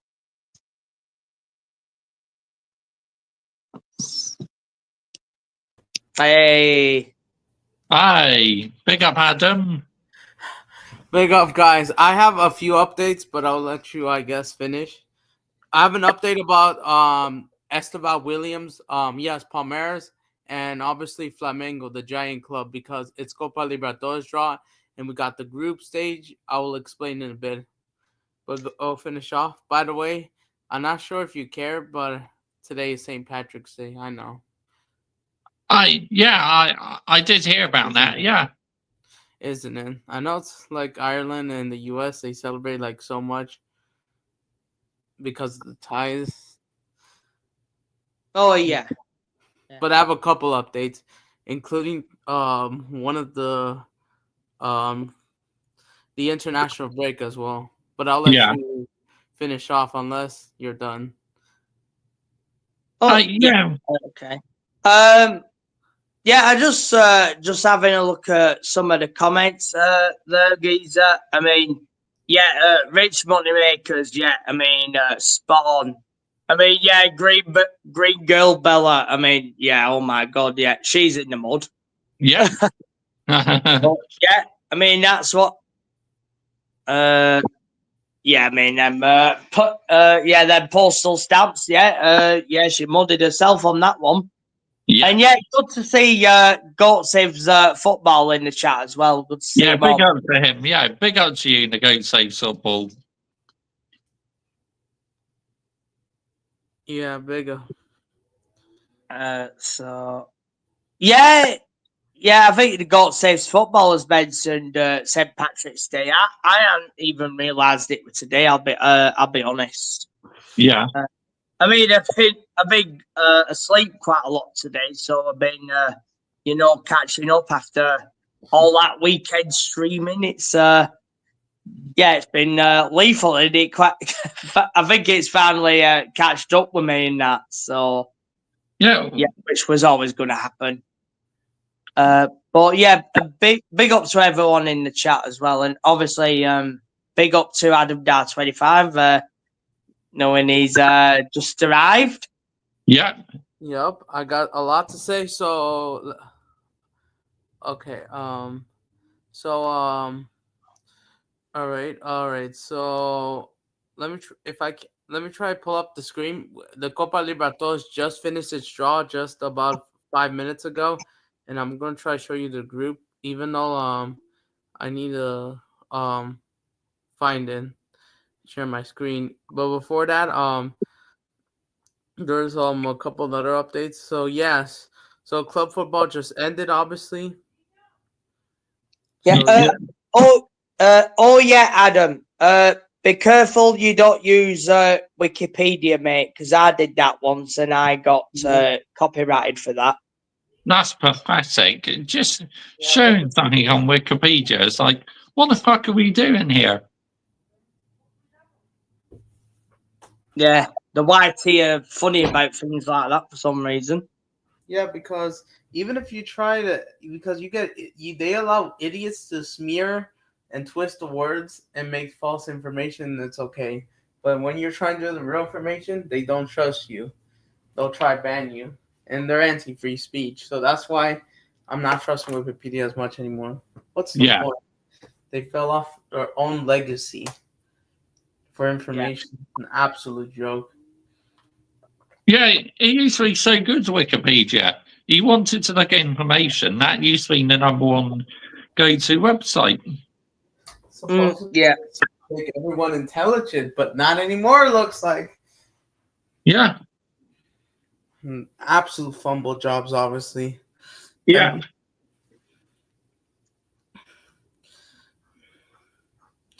And then let me see if I could try pull out the groups. I might have to do it on my phone because. Yeah, that's all right. You go ahead, mate. All right, let me try find it first. Oh yeah, by the way, quick update, Michael. It's about Thiago Silva's Fluminense. They're also in there, but also yes, Thiago Silva was fuming yesterday because Fluminense failed to beat Flamengo, and Flamengo already won. Is campeón. They won the Carioca, and they're looking to win more trophies. And they already sent the message to everyone, including the Club World Cup, which also includes Chelsea, that they will be coming for you because they're the best team in Brazil. And that's and I know, but let me try to pull up There's also Sudamericano. I'm not sure if you're interested for that group stage, but let me try to show you Copa Libertadores. So they should have the fixtures as well. This also matters about Palmeiras Esteban Williams, which means he's going to play more playing time.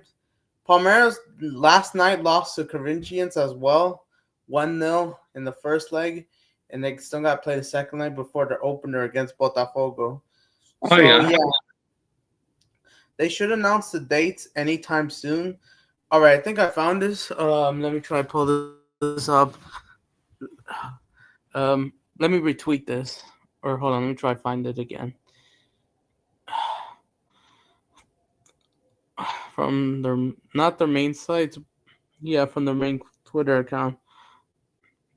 Oh shit! Did I forgot? Let me try find their official page, real quick. La Comoro Libertadores, because it matters as well, because Esteban Williams will be playing more time. He will play only the group stage games, because after the group stage games, he's gone. He will not play the knockout round because it's over. Because he's going to Chelsea. Club World Cup and then off to Chelsea. And will no longer be a Palmeiras player.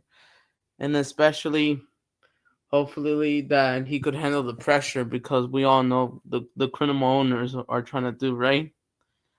Especially Clown Link, yep. And then all those brown envelope supporters that dick ride behind the ownership. No.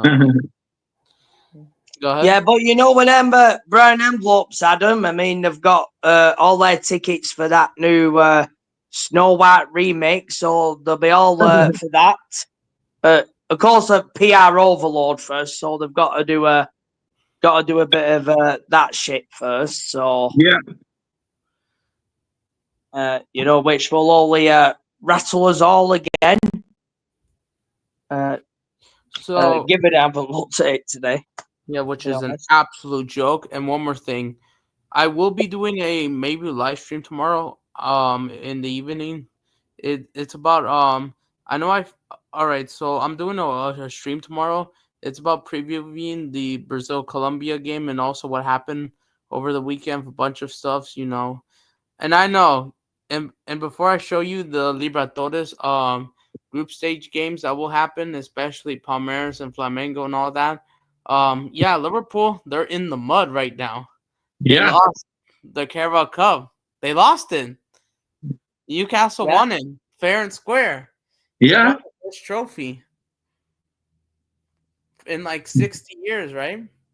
Yeah. Like Congrats. Newcastle, Yeah. they deserved it. They passed every single test. They beat every single one of the opponents. They beat Chelsea, they beat Brentford, they beat Arsenal, and they beat Liverpool fair and square with the right Yeah. mentality. Isak is enjoying it. And Eddie Howe, I know he maybe he has to go throughout the challenges, but credit to him. Good Yeah. luck to him. Are you guys happy for him? Yeah. He's doing a good job, Eddie Howe, I think. Yeah, because last season I know that he had to start for the injury crisis. But yeah, the Newcastle from 22-23 season, 2 seasons ago, is back Yeah. and doing great.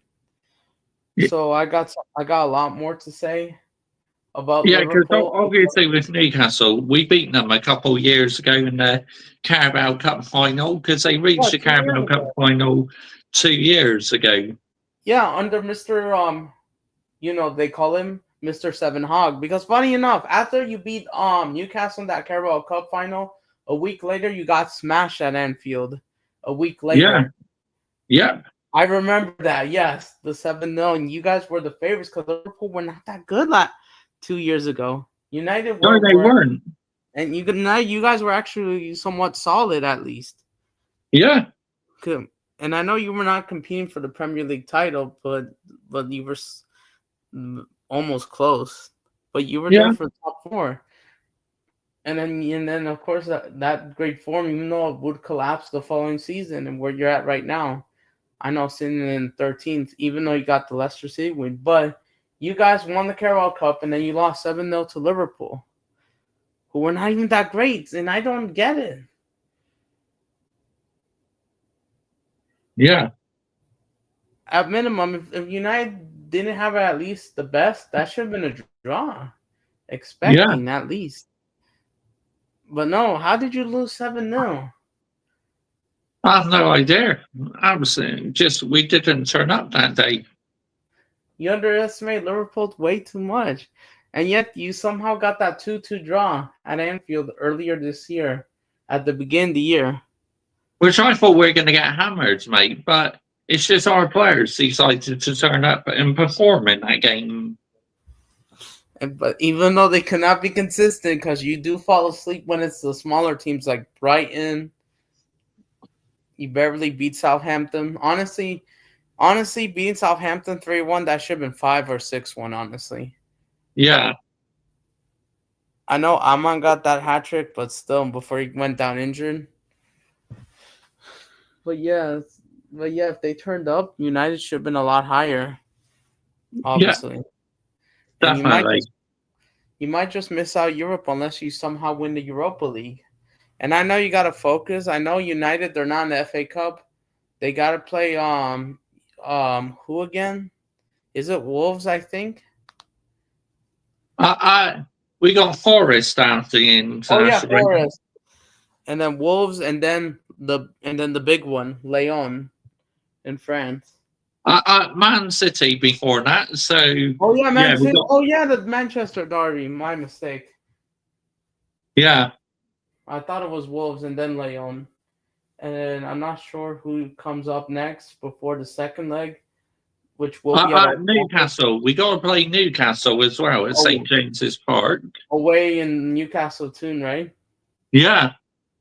And Newcastle, they won't give you that much space, obviously, because they've been great at their defense. Have been pretty solid.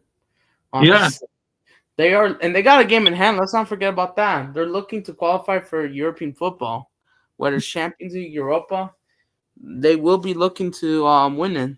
They'll fight it out. And I do respect Newcastle for doing that. They got the mentality. Sure, they got the players.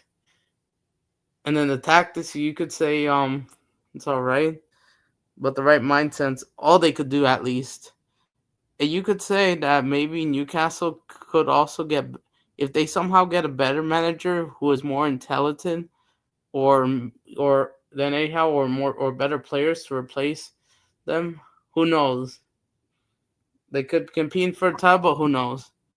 Yeah. Because the conversations, we'll wait and see. Because Newcastle is trying to build up like Man City. like back in the day. Even though I know they got some of those rules, they couldn't do that. I forgot what it's called. PSR rules, profit and sustainability rules. Like, what are your thoughts on those rules? Do they make sense? Nope. Is it just ridiculous? Is it different than the FFP rules, or is it the same thing?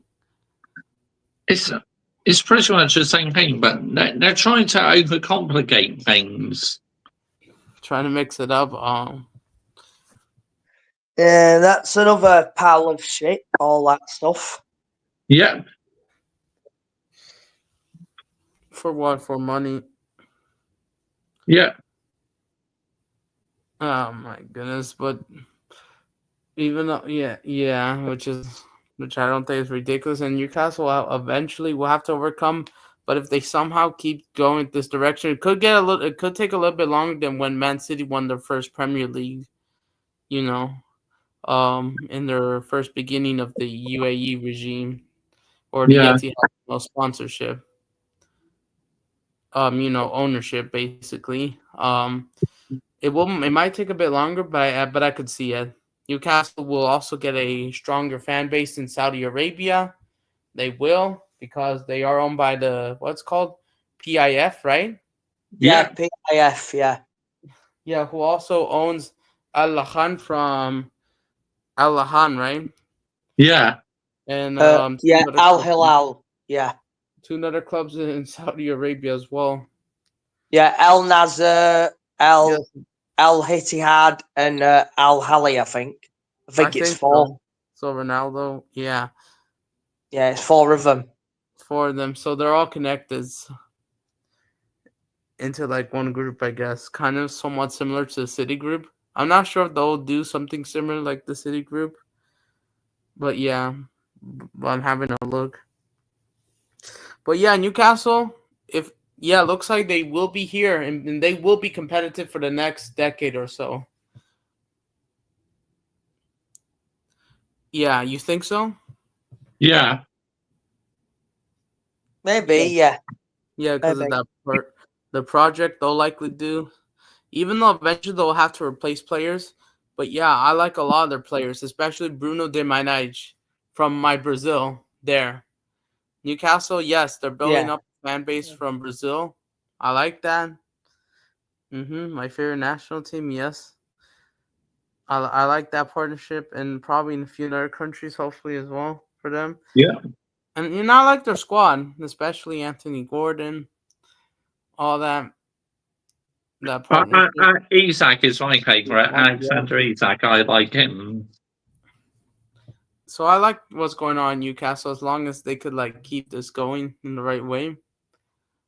And I'm considered to buy a kid about Newcastle. Eventually, I should.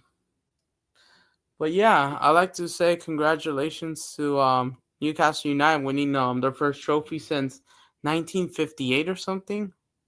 Yeah, crazy. Which the last, was it an FA Cup or was it another trophy competition that no longer exists in England? Because there used to be another competition, right? But it no longer exists. I forgot its name. There used to be a competition called the Cup Winners' Cup. Yeah, that no longer is there. So they won that, right? I don't know. I think it might have been an FA Cup or something they last won. FA Cup, yeah, because FA Cup is technically the oldest tournament, not only in England but the whole world, right? Yeah. If I'm correct, even before Italy got reunified, from what I heard, is that true? Or about the same age? I think so. Yeah. Yeah, that's how important this FA Cup trophy is. But the only problem is that in the FA Cup, they don't do replays anymore, which I find annoying. Especially like the non-league teams and that who benefits it the most. True, because they wanted to like play a second leg tie because if they draw. Yeah. But not more because of home advantage or something. It's just because the bigger teams don't want to play a lot of football. Well, tough. I If you've got the squads, do some fucking squad rotation. Yeah, do some squad. And this is why it's really important to have a big squad, but I kind of get it in case you play Champions League, Europa League football. Somewhat understandable. But they got to handle the pressure as well. And Yeah. they try to be professional. I know that, yeah, so it's a mixed mind. So, yeah. But yeah, I got a lot more to say about Liverpool, but hold on, let me try if you could see my camera. All right, there we go. All right, so I'll show you this. Everyone, Michael, this is hold on, let me try and make this.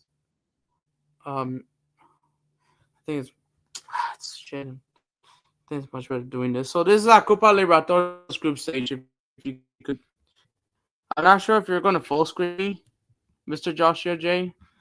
Yeah. Do you know how to full screen somebody? If you could full screen me. This is La Copa Libertadores group stage. I'm gonna send it to you, Michael, on Twitter. I already retweeted this to have a closer look. So, shit, I got it. All right, so can you see it? Hang on.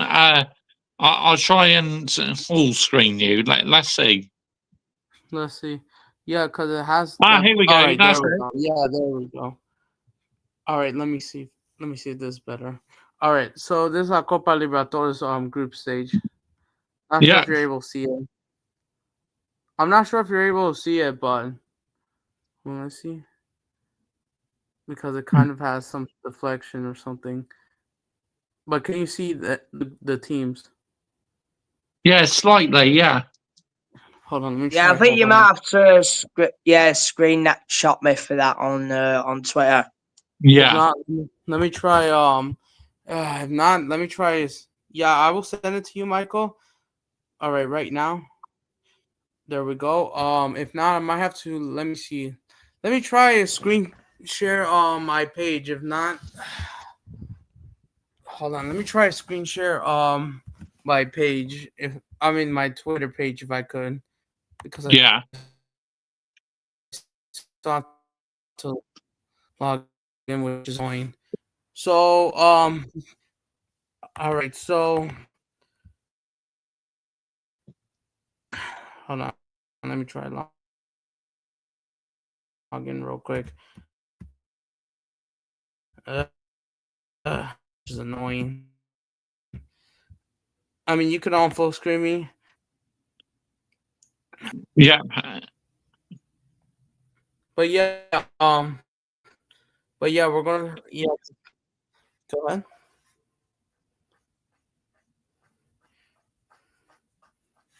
Let me see if I could try log in.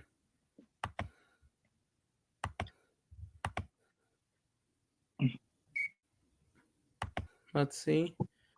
Let's see if I could try log in. Come on.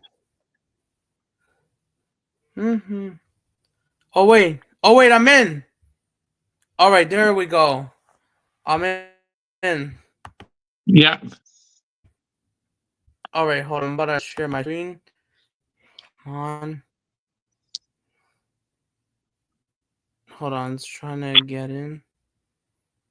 It's loading up. All right, so yeah, just to have a better view. All right, before I share my screen. So yeah, yes. You know that the Champions League use the league format. La Libertadores, they're still doing the group stage. Oh yeah. Yeah, they're still doing the group stage with 8 groups, 32 teams. 4 teams in one group. Whoever 2 teams advance, they still do the that. old format that I prefer. And then the 3rd team that gets dropped goes to the Sudamericano, aka the South American version of Europa League. Yeah. So yeah, unlike Europe, because you can screenshot not so that much one to me games as where well. you rather Adam, play your opponent twice rather than once. Yeah, you would rather one you know, like for an example, I'm just going to yeah, right, send it to you. So or so yeah, they should also announce what day they will play, but it's in a few weeks, the first group stage days game, which I'm excited. And then as for the qualifiers, we already know Corinthians fall down to Sudamericano because they failed to pass version of. But yeah, all right, but yeah, they're still doing the old format. No, they Oh yeah, carry on talking. I'm just gonna pop to the loo, so you guys carry on talking. Yeah. Yeah. Oh, yeah, Adam, mate, you could you could give me the Copa Sudamericana draw on to me on Twitter as well as the Libertadores one.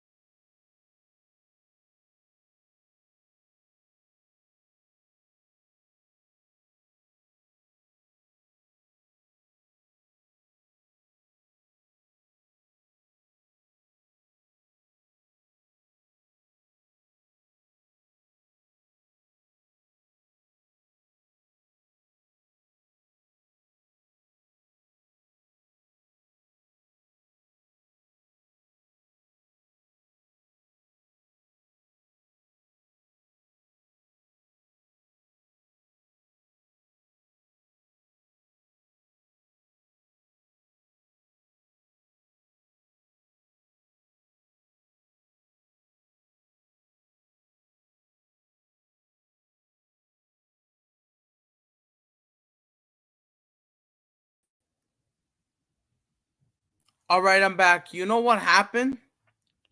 What happened there, mate? My stupid freaking computer act up. Oh, For fuck's sake, honestly. Why does it have to act up when I'm trying to show something? And now it claims I have to close down all the tabs. For absolute what? And they claim that, oh, just wait. No, you're not. You just want me to close down and start over. What an absolute joke. Now I gotta freaking reopen some tabs for not freaking hurry up. I'm pretty pissed off, yes. Oh my goodness. Yeah, yeah, if you could hear me. yeah. Alright, okay. Oh yeah, my stupid computer, for frick's sake, I'm trying to show something. And it goes ahead and act up. What are they trying to do? Are they trying to freaking silence me? Even though I'm not even talking about the ownership, I'm just talking about La Libertadores draw.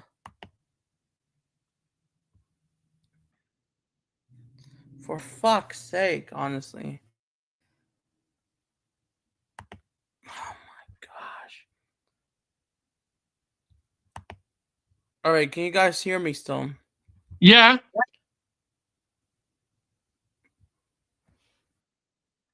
Alright. Yeah, I don't think it's my freaking internet at this point. It's not. My internet is just fine. It's just my stupid computer, honestly. Like, I hate it when it happens. Oh my gosh. Just really annoying, honestly. Alright then. Let me try this again.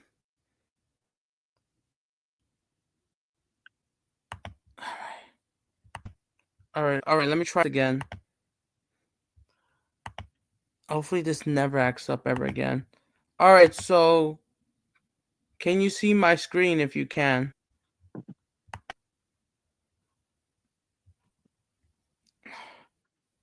Alright, there we go. Nice.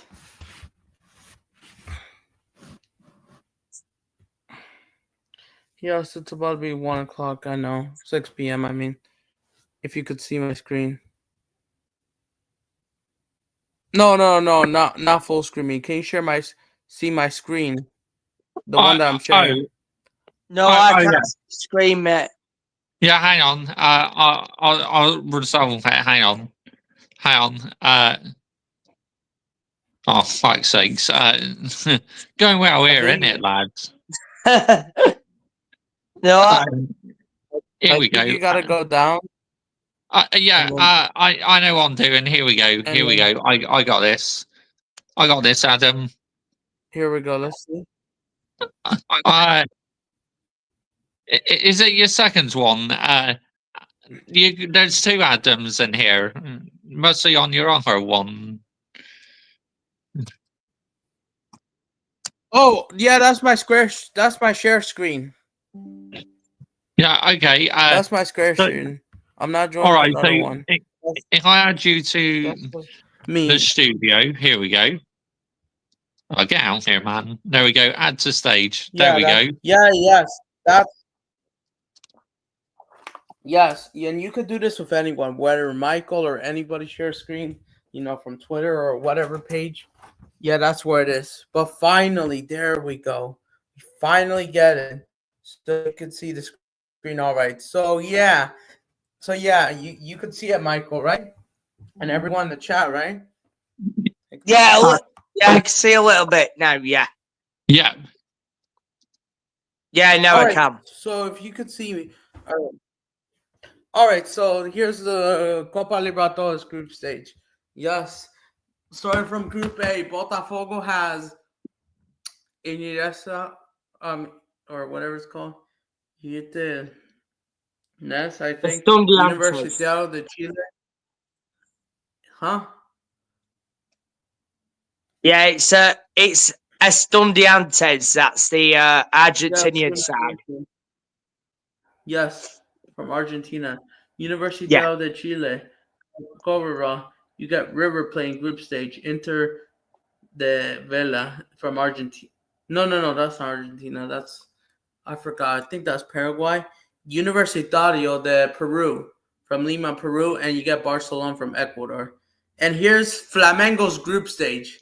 And Flamengo, we all know they are the favorites to not only win this group stage, I think they're the favorites to win it all because it's Felipe Luis. He only has one L.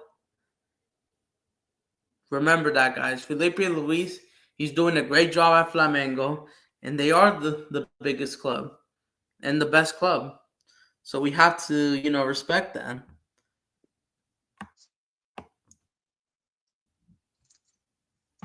Yep. They have Flamengo has this Flamengo's group stage. Is that where Kendrick Pie's coming for Chelsea? Is that the club that you guys are buying him from? Kendrick Pies, Michael. No, it's the other one, Adam. It's Independiente della Valle. They're in River Plate's group. Oh yeah.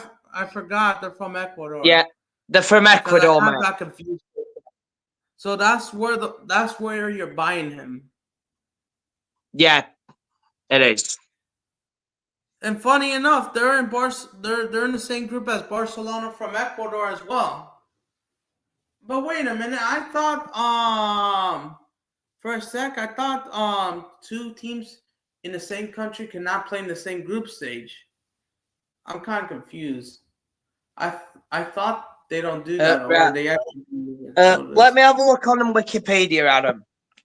Big up, CFC. Big up to you, mate. Big up. But yeah, we're still Libertadores draw, which just happened 15 minutes ago, 20 minutes ago. Yeah, I've got that in my saved items. Let me have a look.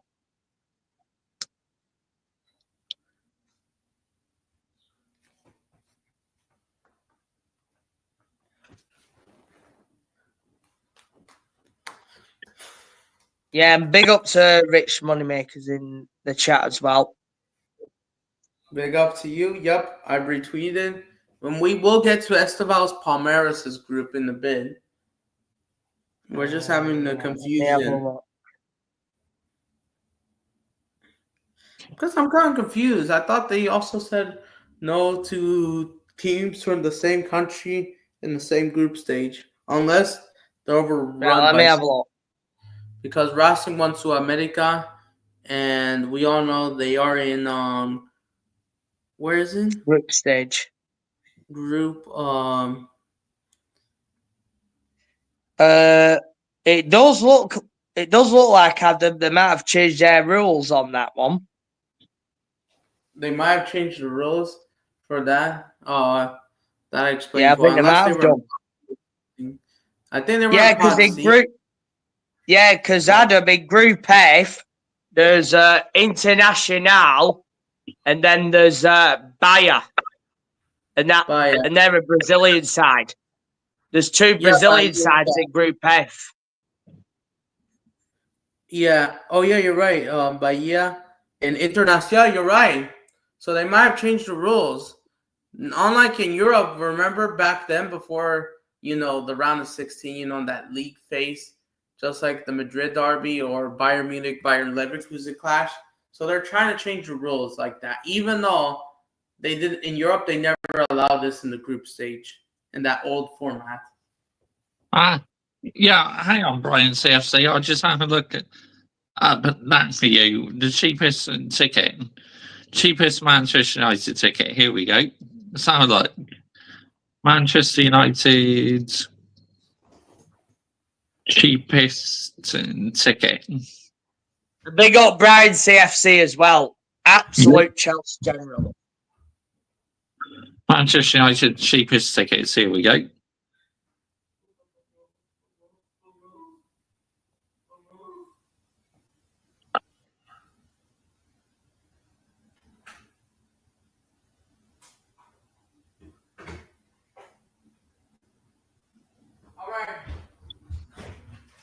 According to this, the cheapest ticket is like $86, which for us be about just over £60.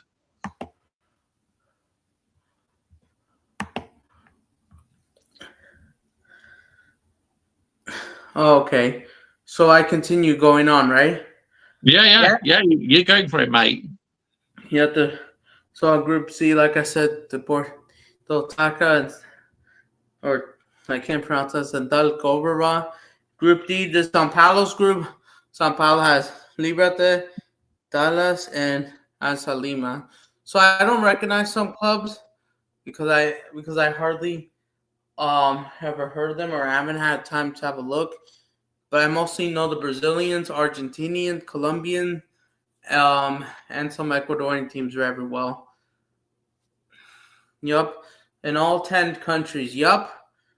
All 10 Combo Nation teams.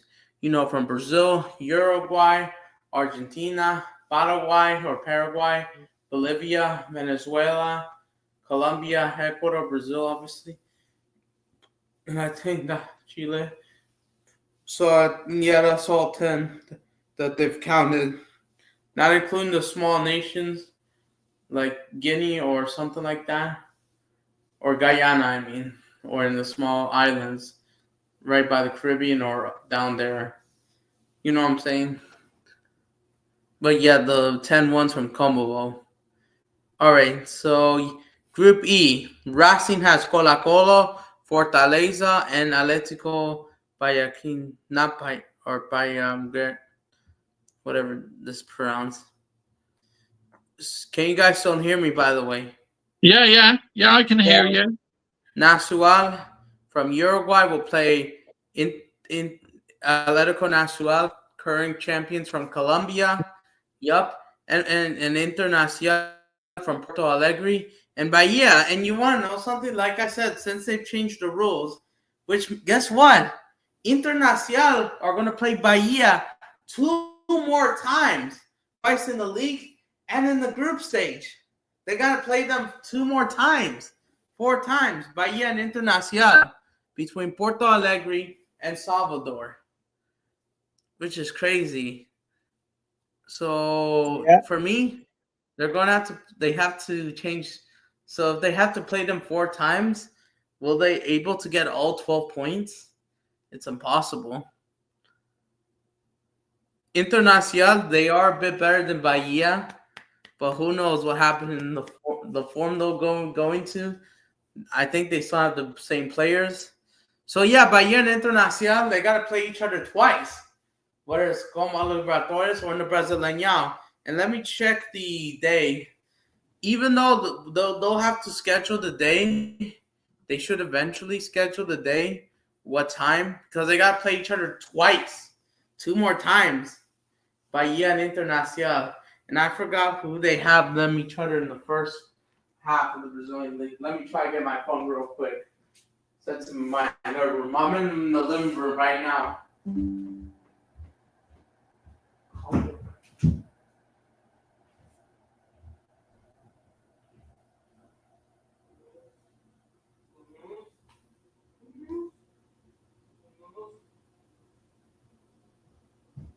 All right.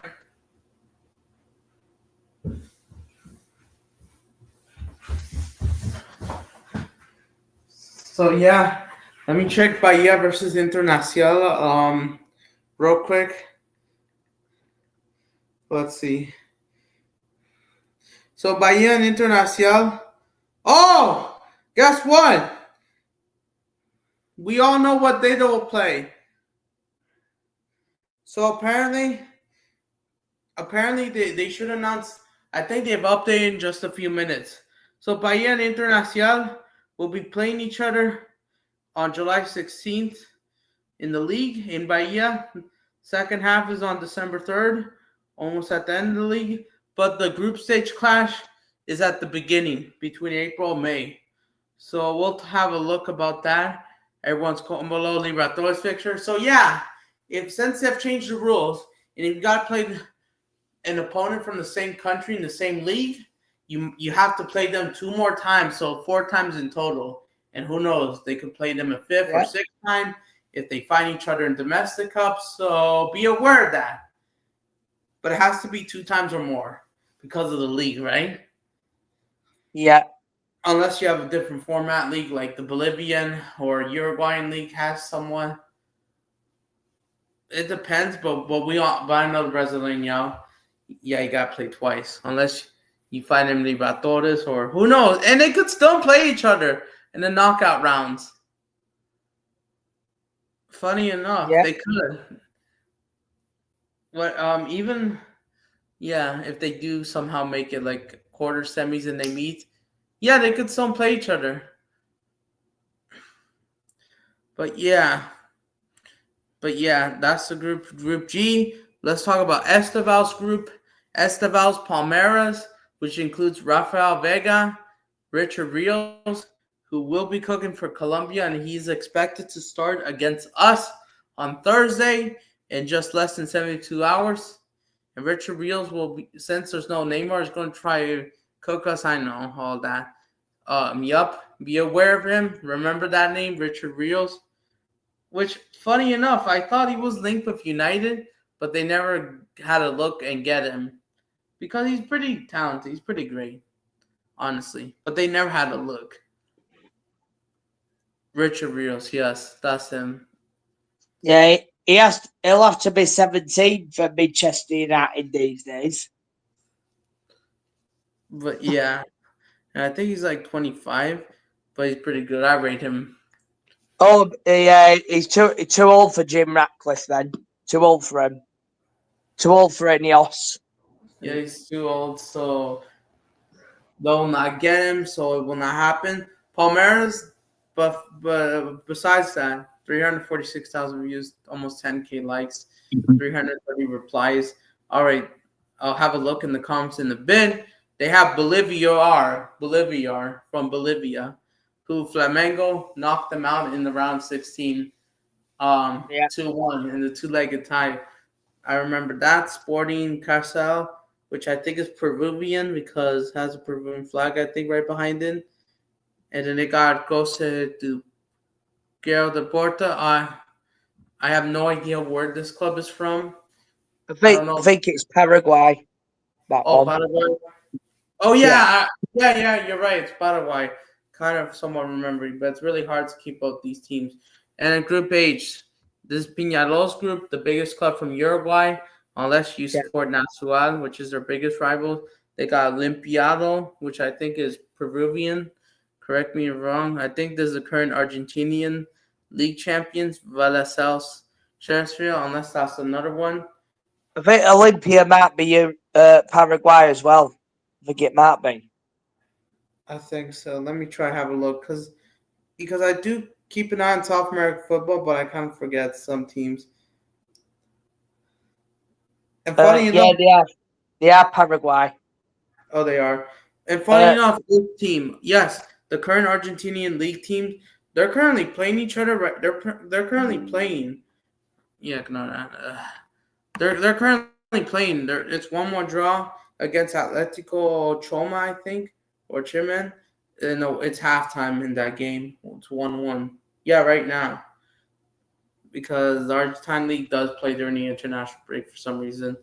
And then there's the last team, San Antonio, has reached 10K likes. So, yeah. So, any thoughts on the group stage before I check the times of every game? It looks like they'll add on most likely. Go ahead. Yeah, well, the Brazilian sides will be very strong, won't they? And I think River Plate as well. They're going to be there and thereabouts. And do you have a favorite of winning the whole thing?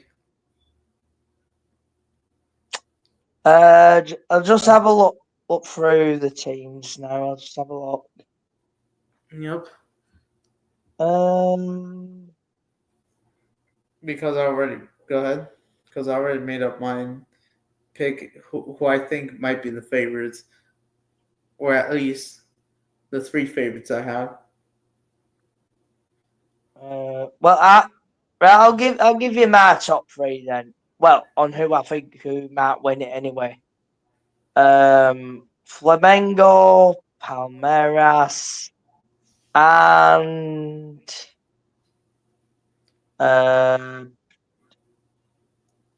you know what? I'll take a punt and go River Plate. River Plate's from Galla's team. Yeah, I'm not sure if Botafogo are going to be there. I don't know. I don't know about how much the departure of Luis Enrique might impact them. Let me just have a look at their team. Yeah, they still got Alex Telles from last year. Igor Jesus. Oh wait, Tellez, I can remember him. He used to play for Man United. Yeah. Yeah, that's him. Even though Botafogo, we all know that they just got rid of some of their main players, so I have no idea. I think they'll make a run, but I don't think they'll win it again, even though they are the current champions.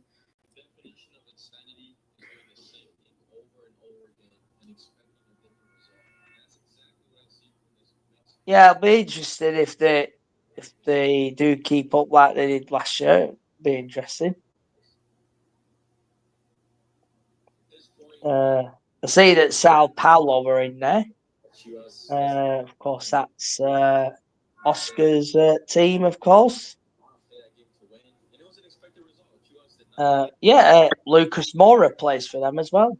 Of course, he's ex-Spuds, isn't he? Yeah, as well. Lucas Moura.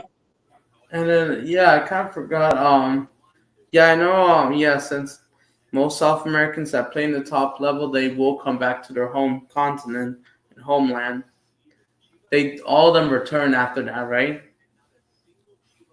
So they'll be remembered nice. So there's Oscar of Sao Paulo. Even though even though the rest of his team is struggling, since they have to rely on Oscar way too much on winning games, especially link up plays and all that. So, but I think Sao Paulo, they will make it out the group stage. So like I said, if I had to choose my three favorites, I think Flamengo overall might be the favorite. Palmeiras, even though they just lost to Corinthians, we'll see how their form goes. So it really depends. And then this is really not really a dark horse thingy, but I think a surprise to winning, I think Racing has a chance because they've been the best team in Argentina, honestly. Racing impressed me with the football and all that. The best football as they won the Sudamericana and the Recopa against Botafogo. So I see Racing possibly doing it. If Peñarol, we'll see what they do. I could see them. But for the second year in a row, you get the Rio de Janeiro teams, but this time Botafogo replaces Fluminense as the Rio de Janeiro opponent for Flamengo, the giant club. And then you got Sao Paulo, Palmeiras, no Corinthians because they failed this time. Bahia qualifies despite, having a great end success, even though struggling against Flamengo and Palmeiras at home and conceding 4-1 on aggregate against both teams as they're being owned and gave it all. But a good record against everyone else. Even though they just won their state competition against rivals Victoria, who are not nowhere near.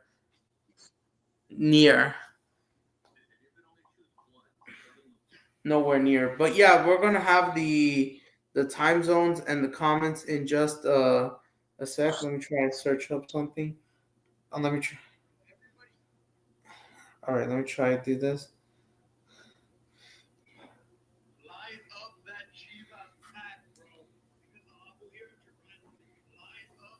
All right, let me see if I could try. Hopefully this doesn't act up. Should be the copyright thing. I don't think there is. Group C, they should have a time. Group H, you all know. They should have a time because I saw my phone. And now I have to go to their club pages. I will have a like about it. But still, let me try finding. Obviously, let me see. Hold on. Let me try find this. If not, let me see. If not, it's going to be really hard. If not, I might actually just say it out loud, I guess. Even though, yeah, it's from, day one. And yes, I gotta, we might have to start with Palmeiras first because of Esteval Williams. But let me check the club pages officially.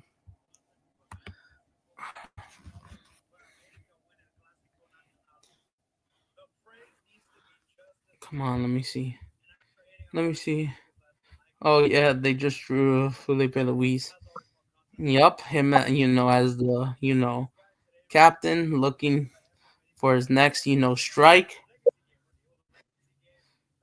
Yep, looking to cook La Libertadores as the Giant Club continues to progress. Oh, it's not there. Yep, they just won the U21s. That's crazy. Shoot, I might have to. Yeah, that's where the Copa Libertadores draw is. Even though for some reason they just don't. The time is up there, the day is up there, but they're not announcing it on Twitter, which they should honestly. Like what time, what day at least.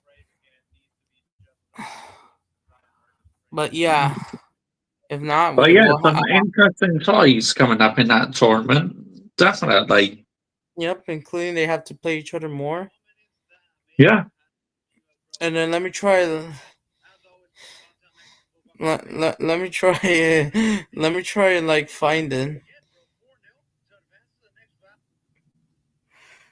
All right, let me try. Let me try search out the Gonmolo Libertadores. All right, so. Yep.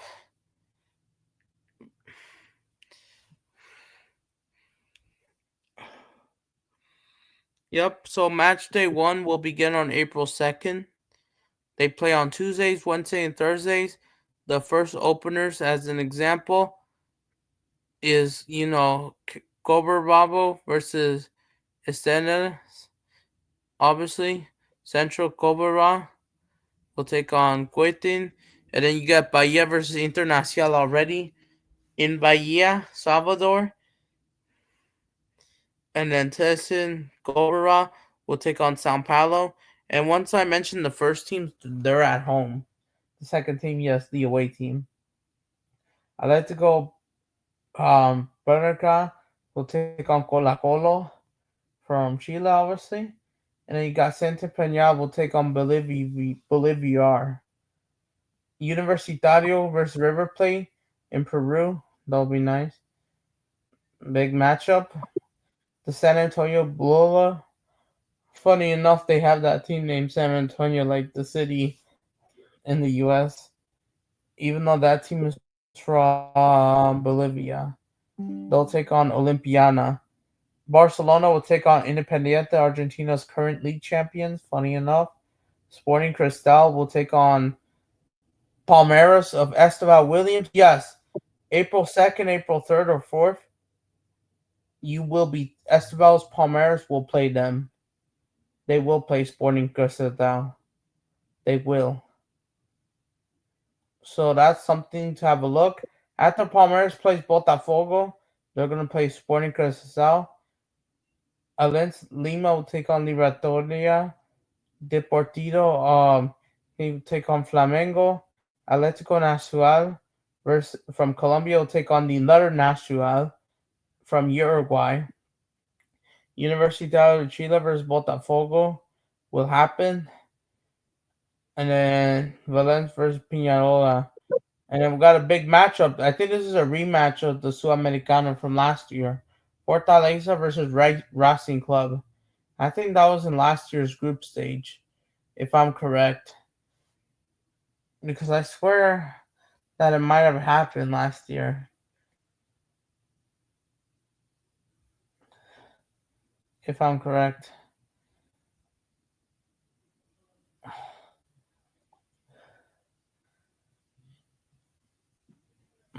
Yep. And then some Libertadores matches. So yeah, I think that's it for match day 1. Match day 2, you get River Plate versus Barcelona. That should be a big matchup. Olympia versus Villa.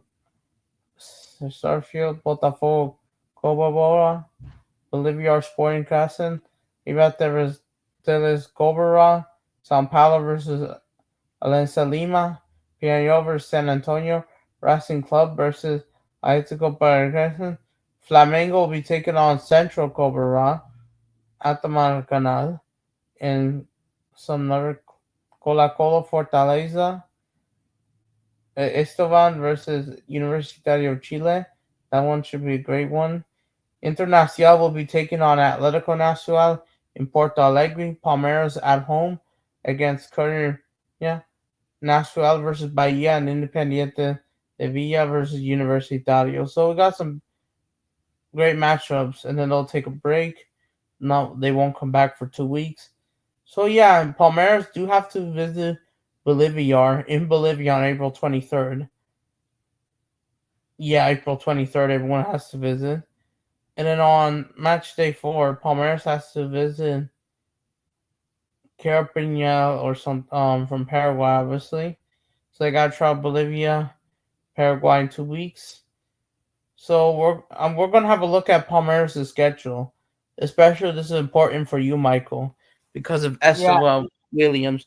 And also, where does Kendry Pice play? Again, what club? The other Ecuadorian club. Independiente del Valle. Independent. All right, so we'll have a look. Yep. And then the last match day is on May 28th.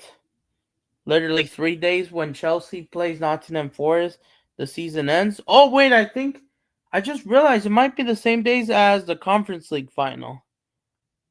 It's the same day as the Conference League final.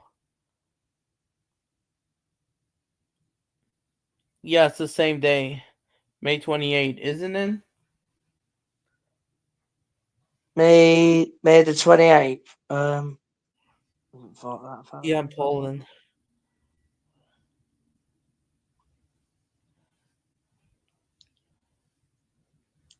Right, what days is it? May the 28th.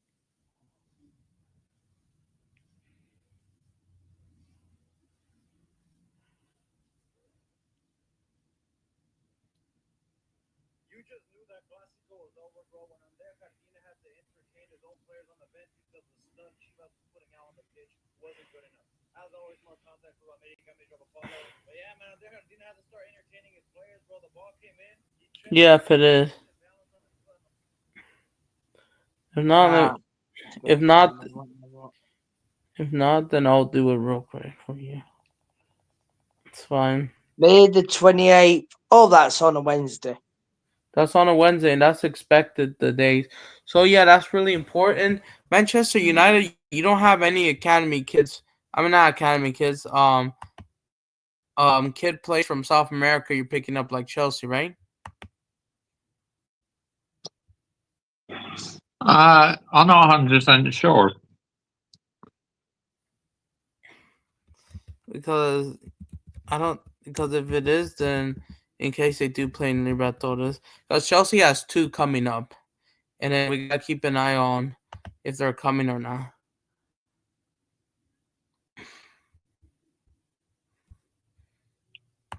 Yeah, what this mean? And then I'm gonna try and watch the matches, as long as, because guess what?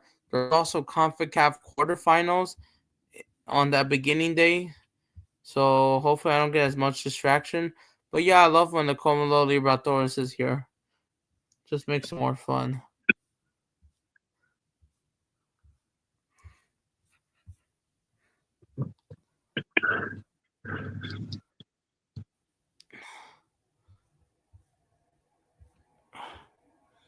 Yep, no need to worry about that. All right, hold on. Let me try. Hold on, let me see. All right, let me see if they added on the pictures with not Wikipedia. I meant to say Microsoft. They don't want to do it like Google. They're not as fast. God damn. Oh, hold on. I think I found it. Ah, dang it. It's on for the qualifiers. I have no idea why Microsoft has to wait for so long. Alright, let me try to do the club at least. We're going to go to Palmeiras. We're going to go to Flamengo.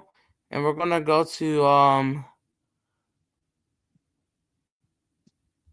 Independientes or Inter, you know. Oh, wait, it's not showing up. Dang it. It's not showing up. Why is Microsoft taking so long? Dang it. This is what I hate about Windows. Like, they want you, go on Microsoft, even though it doesn't show up the thing like Google. It doesn't. And that's the annoying part. Like, they want you to go on Google, which is the annoying part.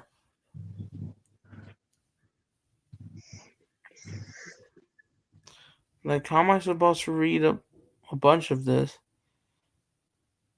Dang it. If not, then I might have to do it another time because Microsoft, it's really annoying. Honestly.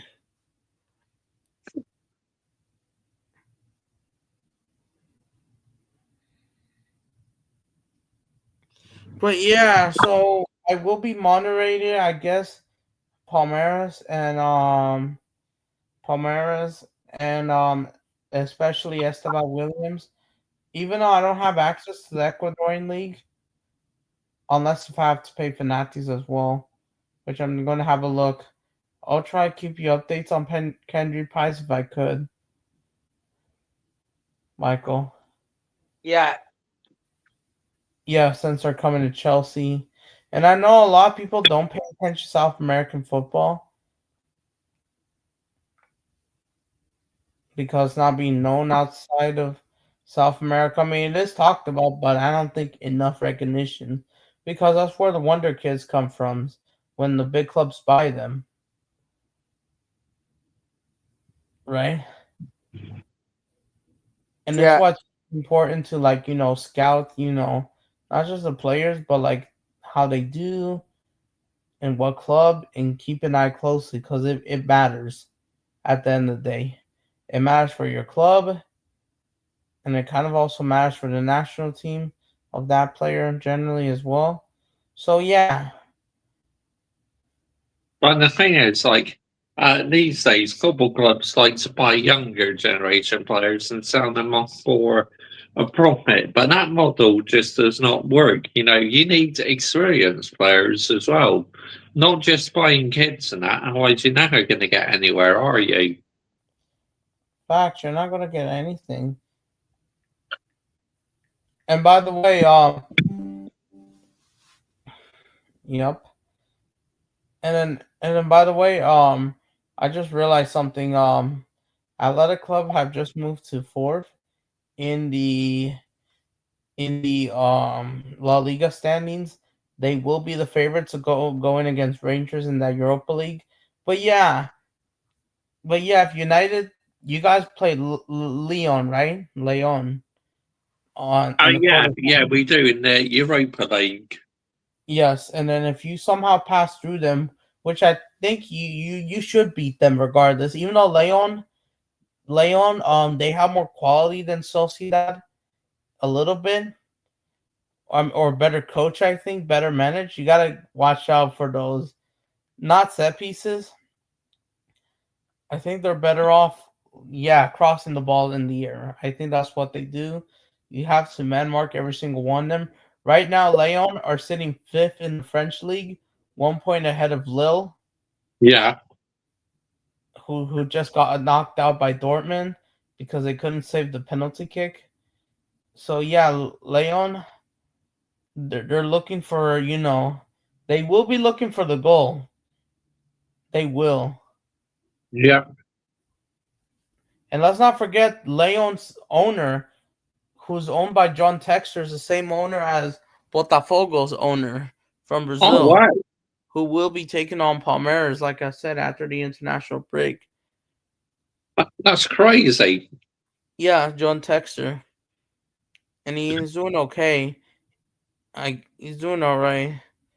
But obviously, if Manchester United get through to the next round in Europa League and they beat Leon, there's a possibility they're going to have to play Athletic Bilbao. And obviously, Yeah, Athletic Bilbao are much higher than they're what much Real better. Sociedad are. So that'd be a very tricky tie if we get them. Yeah, because let me say this about Athletic Club. If you all right, so I will say this: Athletic Club, they beat Roma 3-1. They just beat Sevilla yesterday 1-0. Yeah, Sevilla bottled it. Athletic Club scored. I think his name is Jan Alvarez that scored that goal at the 83rd minute. Sevilla, they were getting pressured. Nyland was looking shaky, and once the goal went in, it was over. Sevilla was about to hold on for for a 0-0 draw just to get that 10th place, and they bottled it. They bottled it. They bottled it. Sorry about that. Yeah, they bottled it. Typical, absolutely typical. In Sevilla, they did beat you 3-0. 2 years ago. That Yeah, they 22-20. did. Yep. 5-2 on aggregate, which everyone was laughing Mr. 7 Hog or Mr. 3 Hog, saying that it was the worst performance since the Liverpool performance, almost doing the ridiculous. While you did beat their rivals Betis, but not Sevilla. And the Real Betis fans absolutely hate Manchester United for one of those reasons, because you take them seriously, but not their rivals. Yeah, that's the same team. Sergio Ramos no longer there. Nyland, Norway's #1 goalkeeper, great friend to Erling Haaland. Yes, since they're on the same national team, which we all know Norway's World Cup qualifiers opponent. That Haaland will be looking for the goals. Nyland will be trying to keep for clean sheets. Leon have some good players. Go ahead. Yeah, they do. You gotta keep an eye on them, especially the attackers. And they will be doing like lookmen, who will be looking for the goals for the team Yeah. and cause problems for the defense. So they gotta man mark every single one of them as much as possible. And about Sociedad, let me explain about Sociedad. Yeah. All right, Sociedad, after that game you just beat, they drew 2-2 of Rayo Vallecano while you guys beat Leicester City 3-0, right? Yep. Sociedad, the reason they did score 2 goals from open play, but Rayo Vallecano, honestly, in my opinion, they might be trying to fight for Europe, but in those last few weeks, or the past month, they haven't been serious. They have also drew Sevilla. They lost 2-1 to Real Madrid, even though they played well. But honestly, they're not playing well against smaller oppositions when they're must-win teams, because everyone in Spain, just like in England, they're trying to fight for European spots, which is crazy. They're all Yep. racing for European spots. Getafe won yesterday, a comeback against Osasuna, and yet they went down 10 men, but it was too late because they managed to hold on 15 minutes. Osasuna's goal was a penalty kick. It wasn't from open play. They got locked up. Yeah.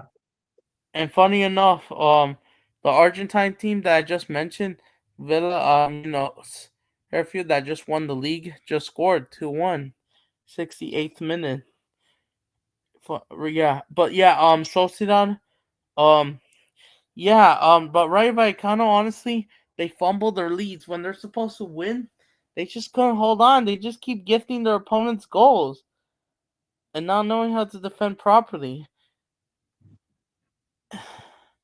And Sociedad, also known as the Brighton of Spain or those Arsenal puppets, if they don't qualify for Europe, they'll likely send Zumamendi to Arsenal, obviously, and help them up. Even though it wouldn't make much of a difference.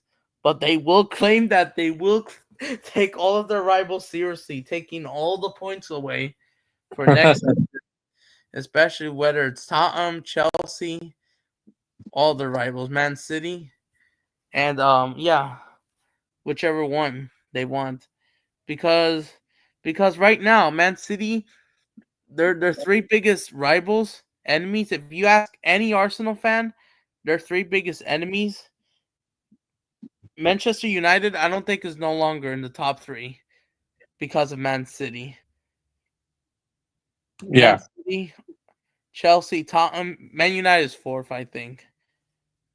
Yeah, that they hate this generation, I think, or in the last few years, this season especially,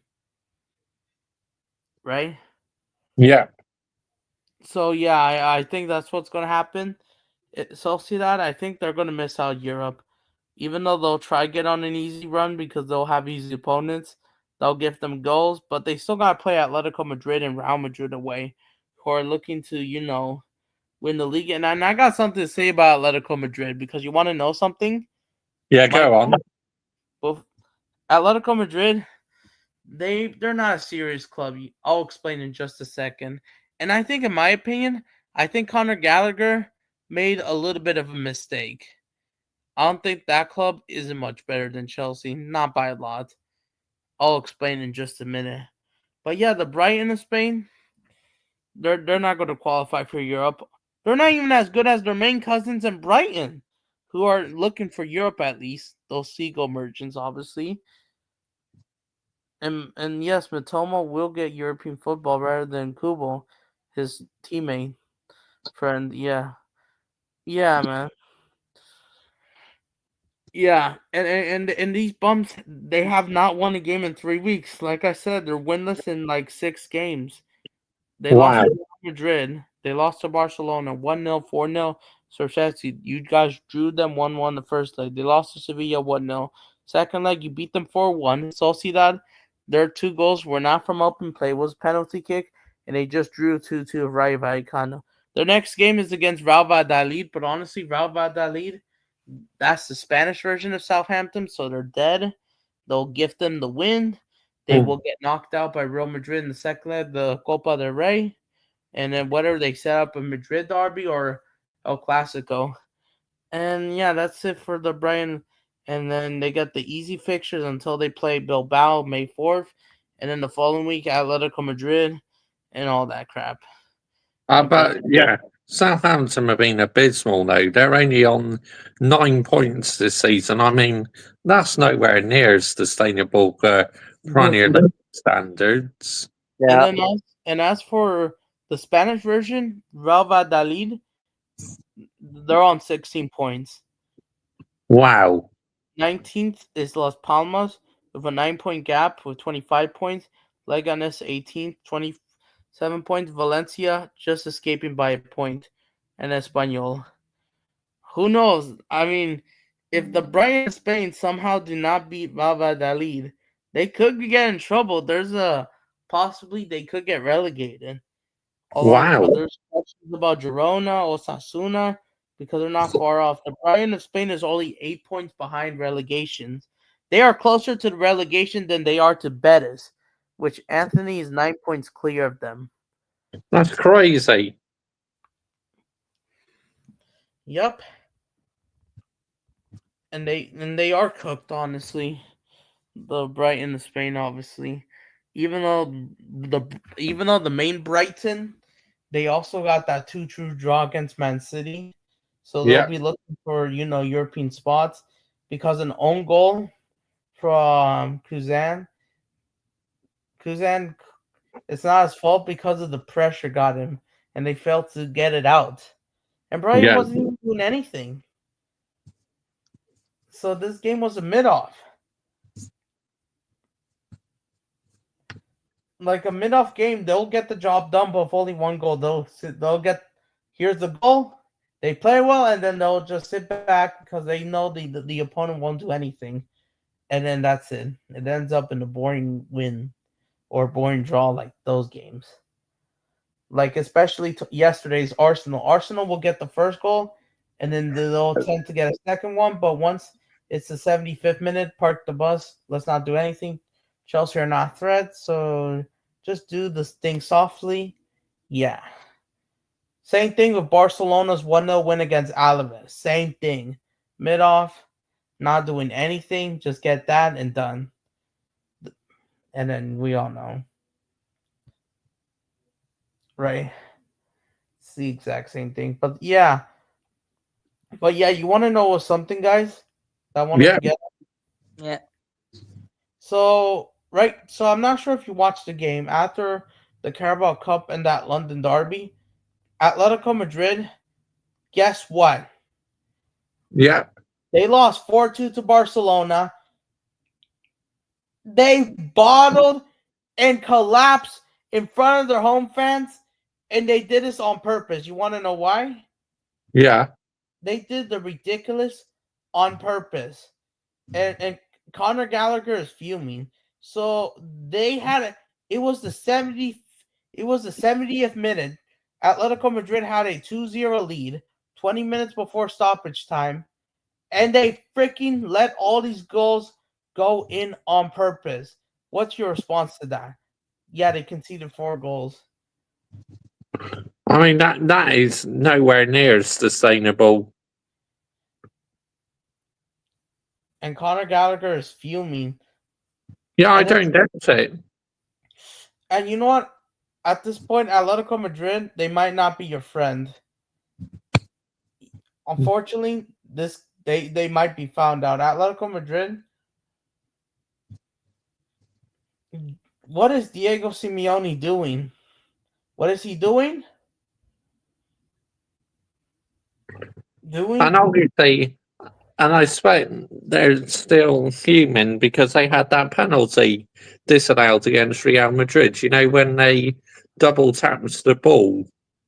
Yep, there's some fuming about that.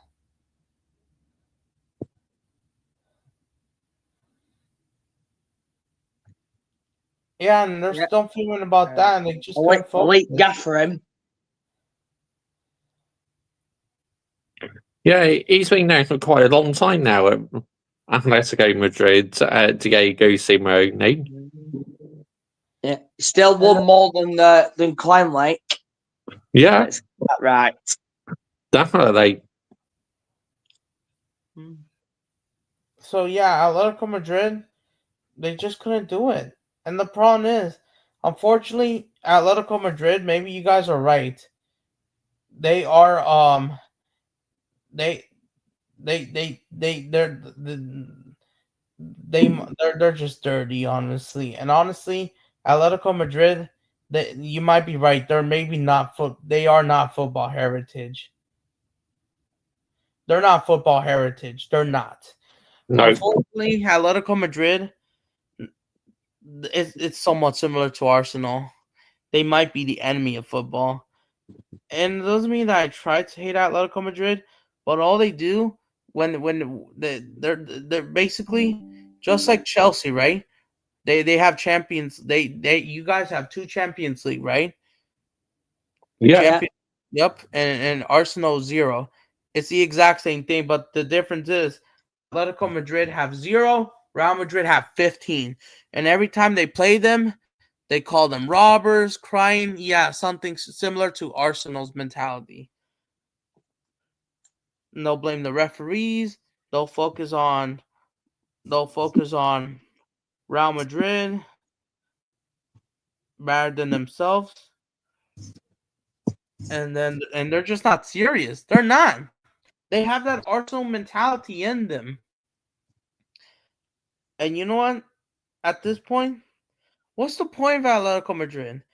And you know what? Maybe Conor Gallagher going to Atletico Madrid might be a bad idea.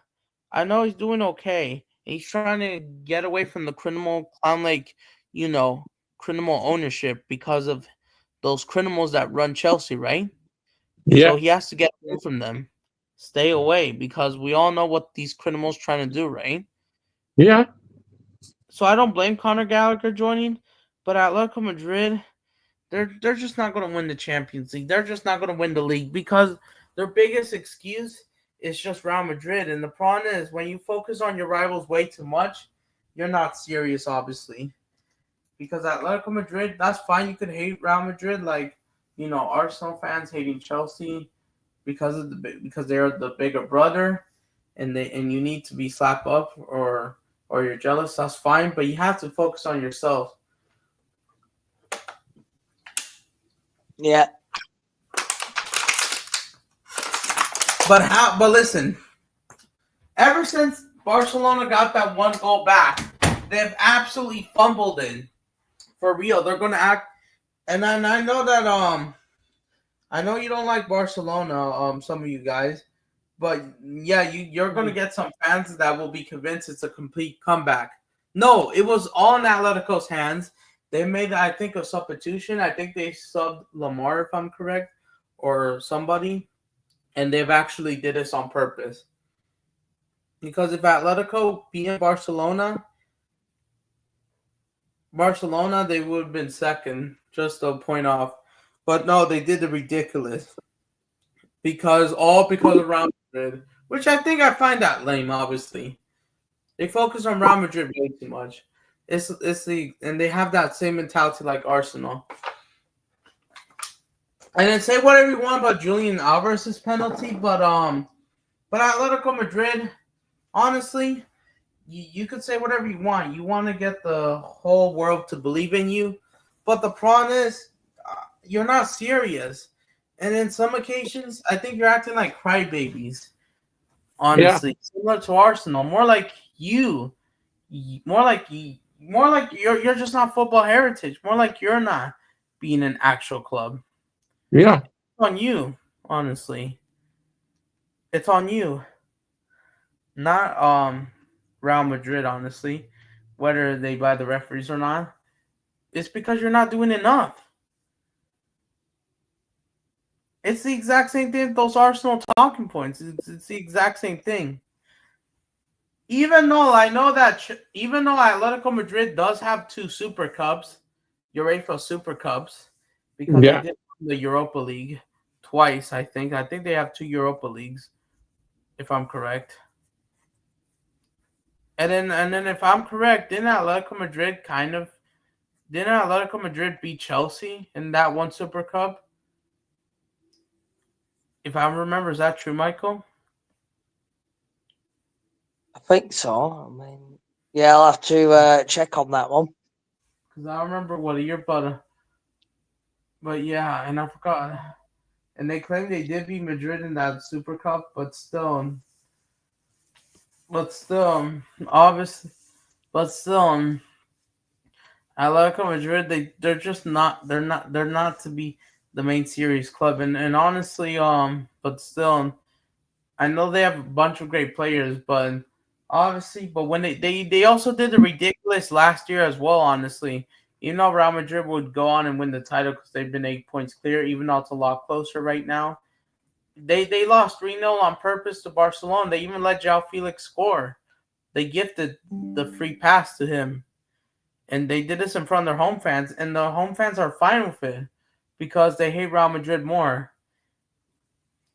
So what is that's going to benefit you? Nothing. What's the point? And then I know the same thing that Arsenal fans tried to do with Spurs against Man City at one point. I don't know if it was last season or the season before that. But still, I think it's absolutely ridiculous. Gifting Barcelona all because you don't like Real Madrid and you couldn't do it yourself does not make any sense. It just doesn't. And I don't get it. Nope.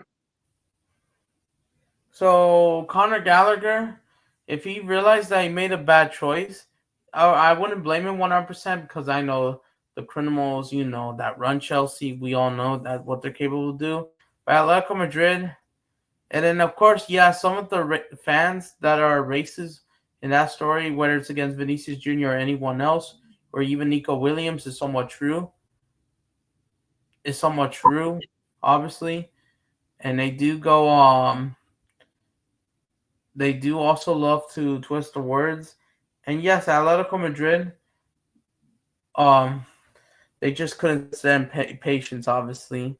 So I have no idea if he's gonna um realize that.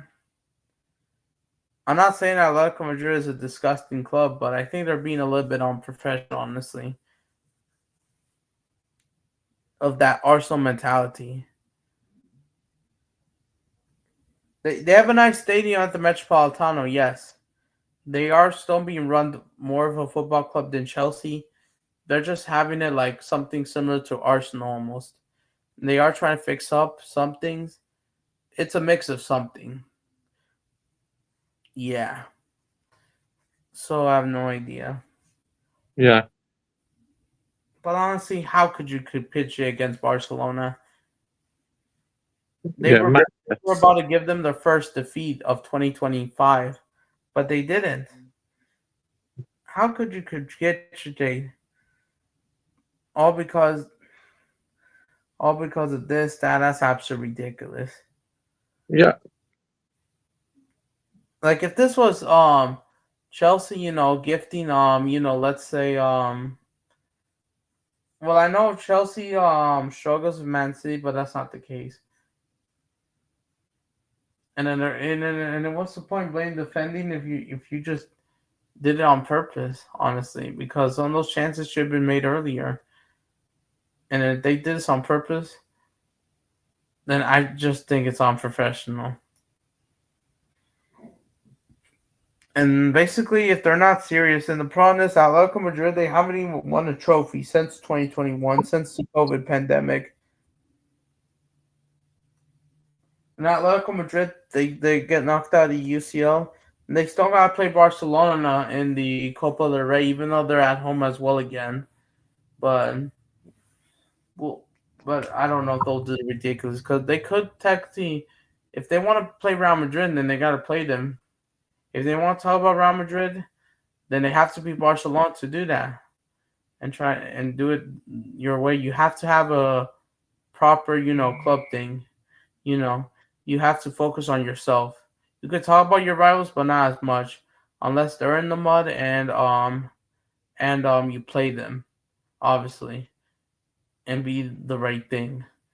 Because the Atletico Madrid fans, some of them, yeah, they get way too patient, similar to Arsenal, kind of. It's absolutely ridiculous. Even though Julian Alvarez has been their best signing, and it took a while to adapt, but he got it. But still, Atletico, I don't know but yeah, the quadruplication, I never seen that. I know that Arsenal fumbles a 2-goal lead against Aston Villa from 2-0 up to 2-2, but they didn't concede 4 goals. They didn't do the ridiculous as much as that. Even though that is a bottle job mentality as well, but slightly worse. Yep. Because they're supposed to be that third club, but they're not even acting like it. And then, of course, yeah, some people accuse Atletico Madrid of being Barcelona puppet, similar to Arsenal and all that, and all because they don't like Real Madrid. And then guess what? This will not surprise you guys, especially you, Michael, if you're still awake. Yeah. Yeah. You will have Atletico Madrid fans that will be rooting for Arsenal because they don't like Real Madrid. So, do you have a response to that? If they were to tell you, Well, no, not really. Maybe that's up to them, isn't it? Yeah, it's up to them at the end of the day. But also, like, obviously, in May last year, we had that North London United where Arsenal fans were supporting Tottenham and that. I mean, it's a yeah, mess. basically, that's what I was mentioning. It's absolutely ridiculous, and I don't get it. Yeah, it's all love arts now. It's not fisticuffs anymore like it used to be. And even then, some Arsenal fans were also rooting for Chelsea to take points out of Man City. in that 4-4 Yeah, I draw. think so. Yeah, at one stage, yeah. In that 1-1 and 4-4 draw from last season. Even though Man City owns Chelsea since that Champions League final, before the criminals got in there.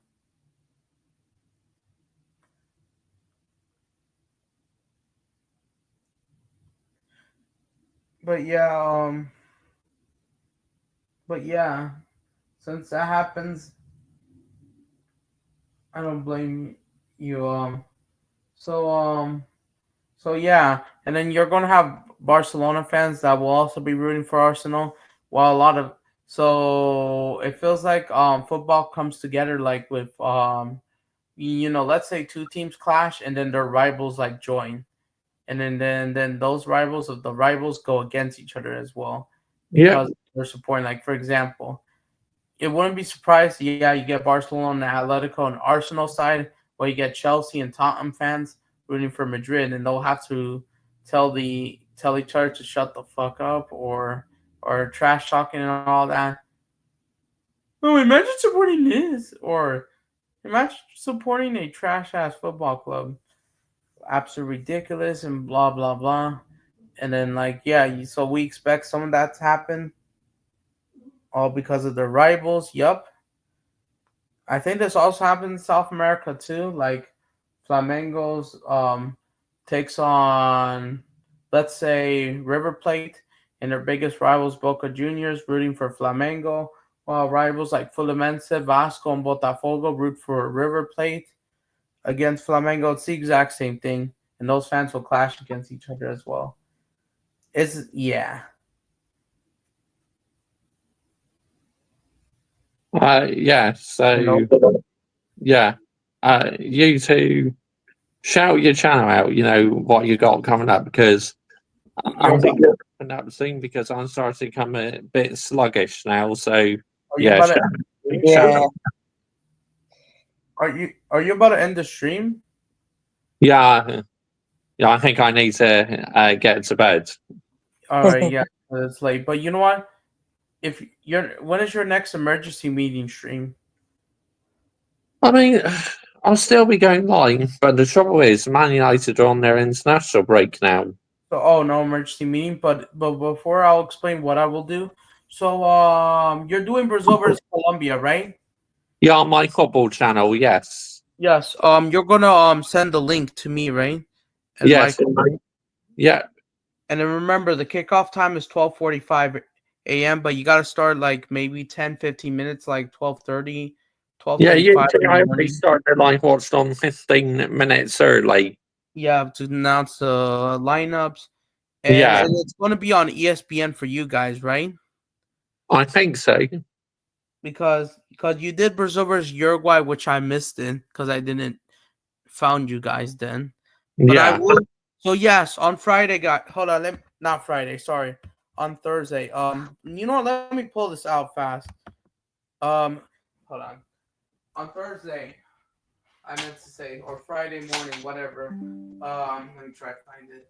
Where is it? I also have a scarf as well of Brazil. Let me try to find it. But yeah, guys, on Friday, or in you guys in this area, Friday morning, midnight, Thursday for me, Brazil. We gotta do this, even without Neymar. Hey. Way. And I got this. CBS. No, look at that. Brazil, yep. At heart, yes. We have to, even without Neymar.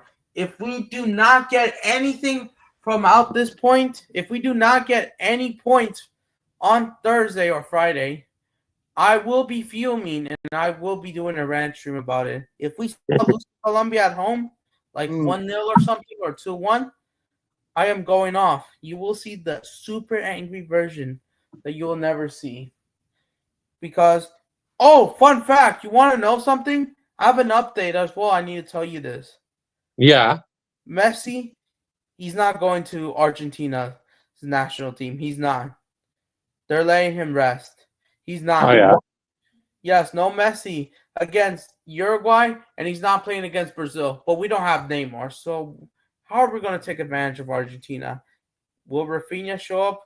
Will David L. Jr. get the freaking right lineups? We'll see. But yeah, we have to.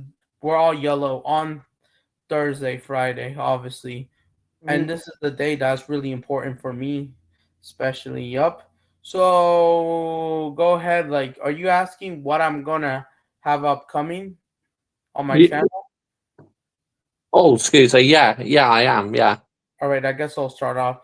So, okay, so tomorrow I'll make a stream, I guess, somewhere the evening for you guys, afternoon for me, after I have like this work shift, I guess, around maybe 3 o'clock my area, I guess.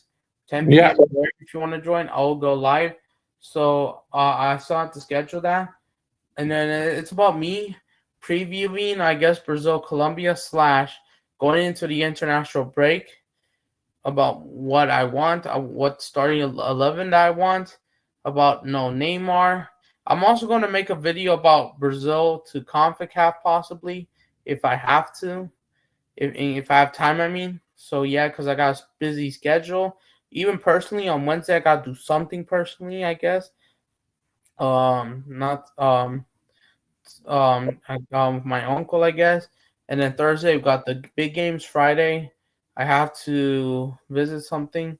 So yeah, and then on Tuesday, Wednesday, we got the game against Argentina, El Clasico of South Nice. American football, because they are our biggest enemies, rivals. So yeah, I will be doing a preview stream, and I will maybe make another stream during the midweek. Well, I might do my reaction, I guess, or preview to the Argentina match. I'll figure that out. So yeah, I will invite that tomorrow, Jesus. But not only that, my video. Oh yeah, I'm expected to release my video about the most followers on Instagram in South America. I mean the Americas is expected to be out maybe tomorrow. Yeah, it's going out Awesome. tomorrow. So I just need to figure it out. So yeah, and also yeah, I just need to set it up, and yeah, and I'll be all good to go. So that's what I'm coming up. So hopefully, and I gotta open up my other channel as well for the Brazilian League, and I will have a look. So I'm kind of somewhat a little bit busy, but today was just chilling, no football. Besides that, Argentinian League, but nothing special in the Libertadores draw. My thoughts. I forgot to do the Sudamericano, but we don't have enough time. I'll show you tomorrow, I guess. So yeah, that's what I'm coming up. I'll make some new ideas. I will do let me see, another club video maybe as well. I'll think about it. So yeah. So go on, Michael. What do you have upcoming? Yeah. Wednesday, of course, it's the Women's Champions League quarter final. Obviously, Chelsea versus Manchester City. Oh yeah, you gotta so I will be doing that. Yeah, you gotta play them again, right? Yeah, I'll be doing the watch along on Wednesday. And then Saturday, obviously, Chinese Grand Prix qualifying. Yeah. I'll be doing a watch along for that. Oh and yeah, then, of because course, on Sunday. Go ahead. And then, of course, on Sunday, I'll be doing the race live watch along. Hopefully, Joshy J. Geezer will, you'll be hopefully coming by. Hopefully, we could, do that chat again, like we did for, the Australian Grand Prix after the race. Oh yeah, cheers to that, Rich Moneymakers. We appreciate that. Yeah. If you're in that stream on Sunday for the race, live watch along, Joshua J, obviously, come by again, like we did yesterday. Yeah. And then, obviously, later on in that day, we've got, it's Chelsea versus Man City again in the WSL. So we're going to be playing them quite a bit. Oh yeah, in the upcoming game. So that's going to be fun, isn't it? Yeah. Oh yeah, and also Joshy J. Geezer, thanks for the membership. Yeah. Yeah, the membership, I saw that, and yeah, that is unreal, isn't it? Yeah, you'll be able to watch that members only video now. What I posted Yeah. the other day. All right, Oh, can I yeah. say something real quick?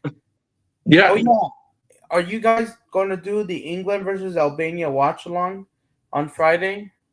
Probably No, not. I'm not. No, I'm at my family's house, so no, I won't be doing What it. about England versus Lafayette? Neither. Monday. That's on Monday. 8:45 kickoff. No, What our time? on Monday you could. Okay. I don't Aye. tend to do the England men's watch alongs.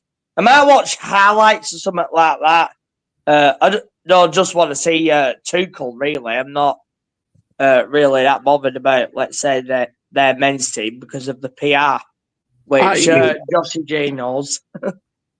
Yeah, I can do that one on Monday. Yeah, I'll be able for that one.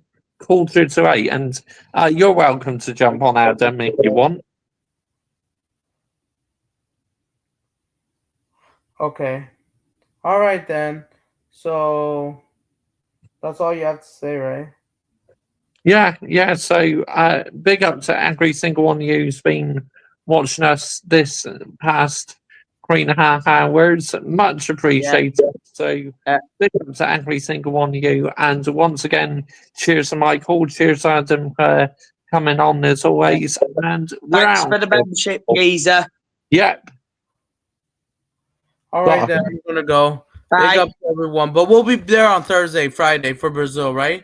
Yeah, but we will be. We will. Let me do this. Big up. Big up, mate. Good night. Good night.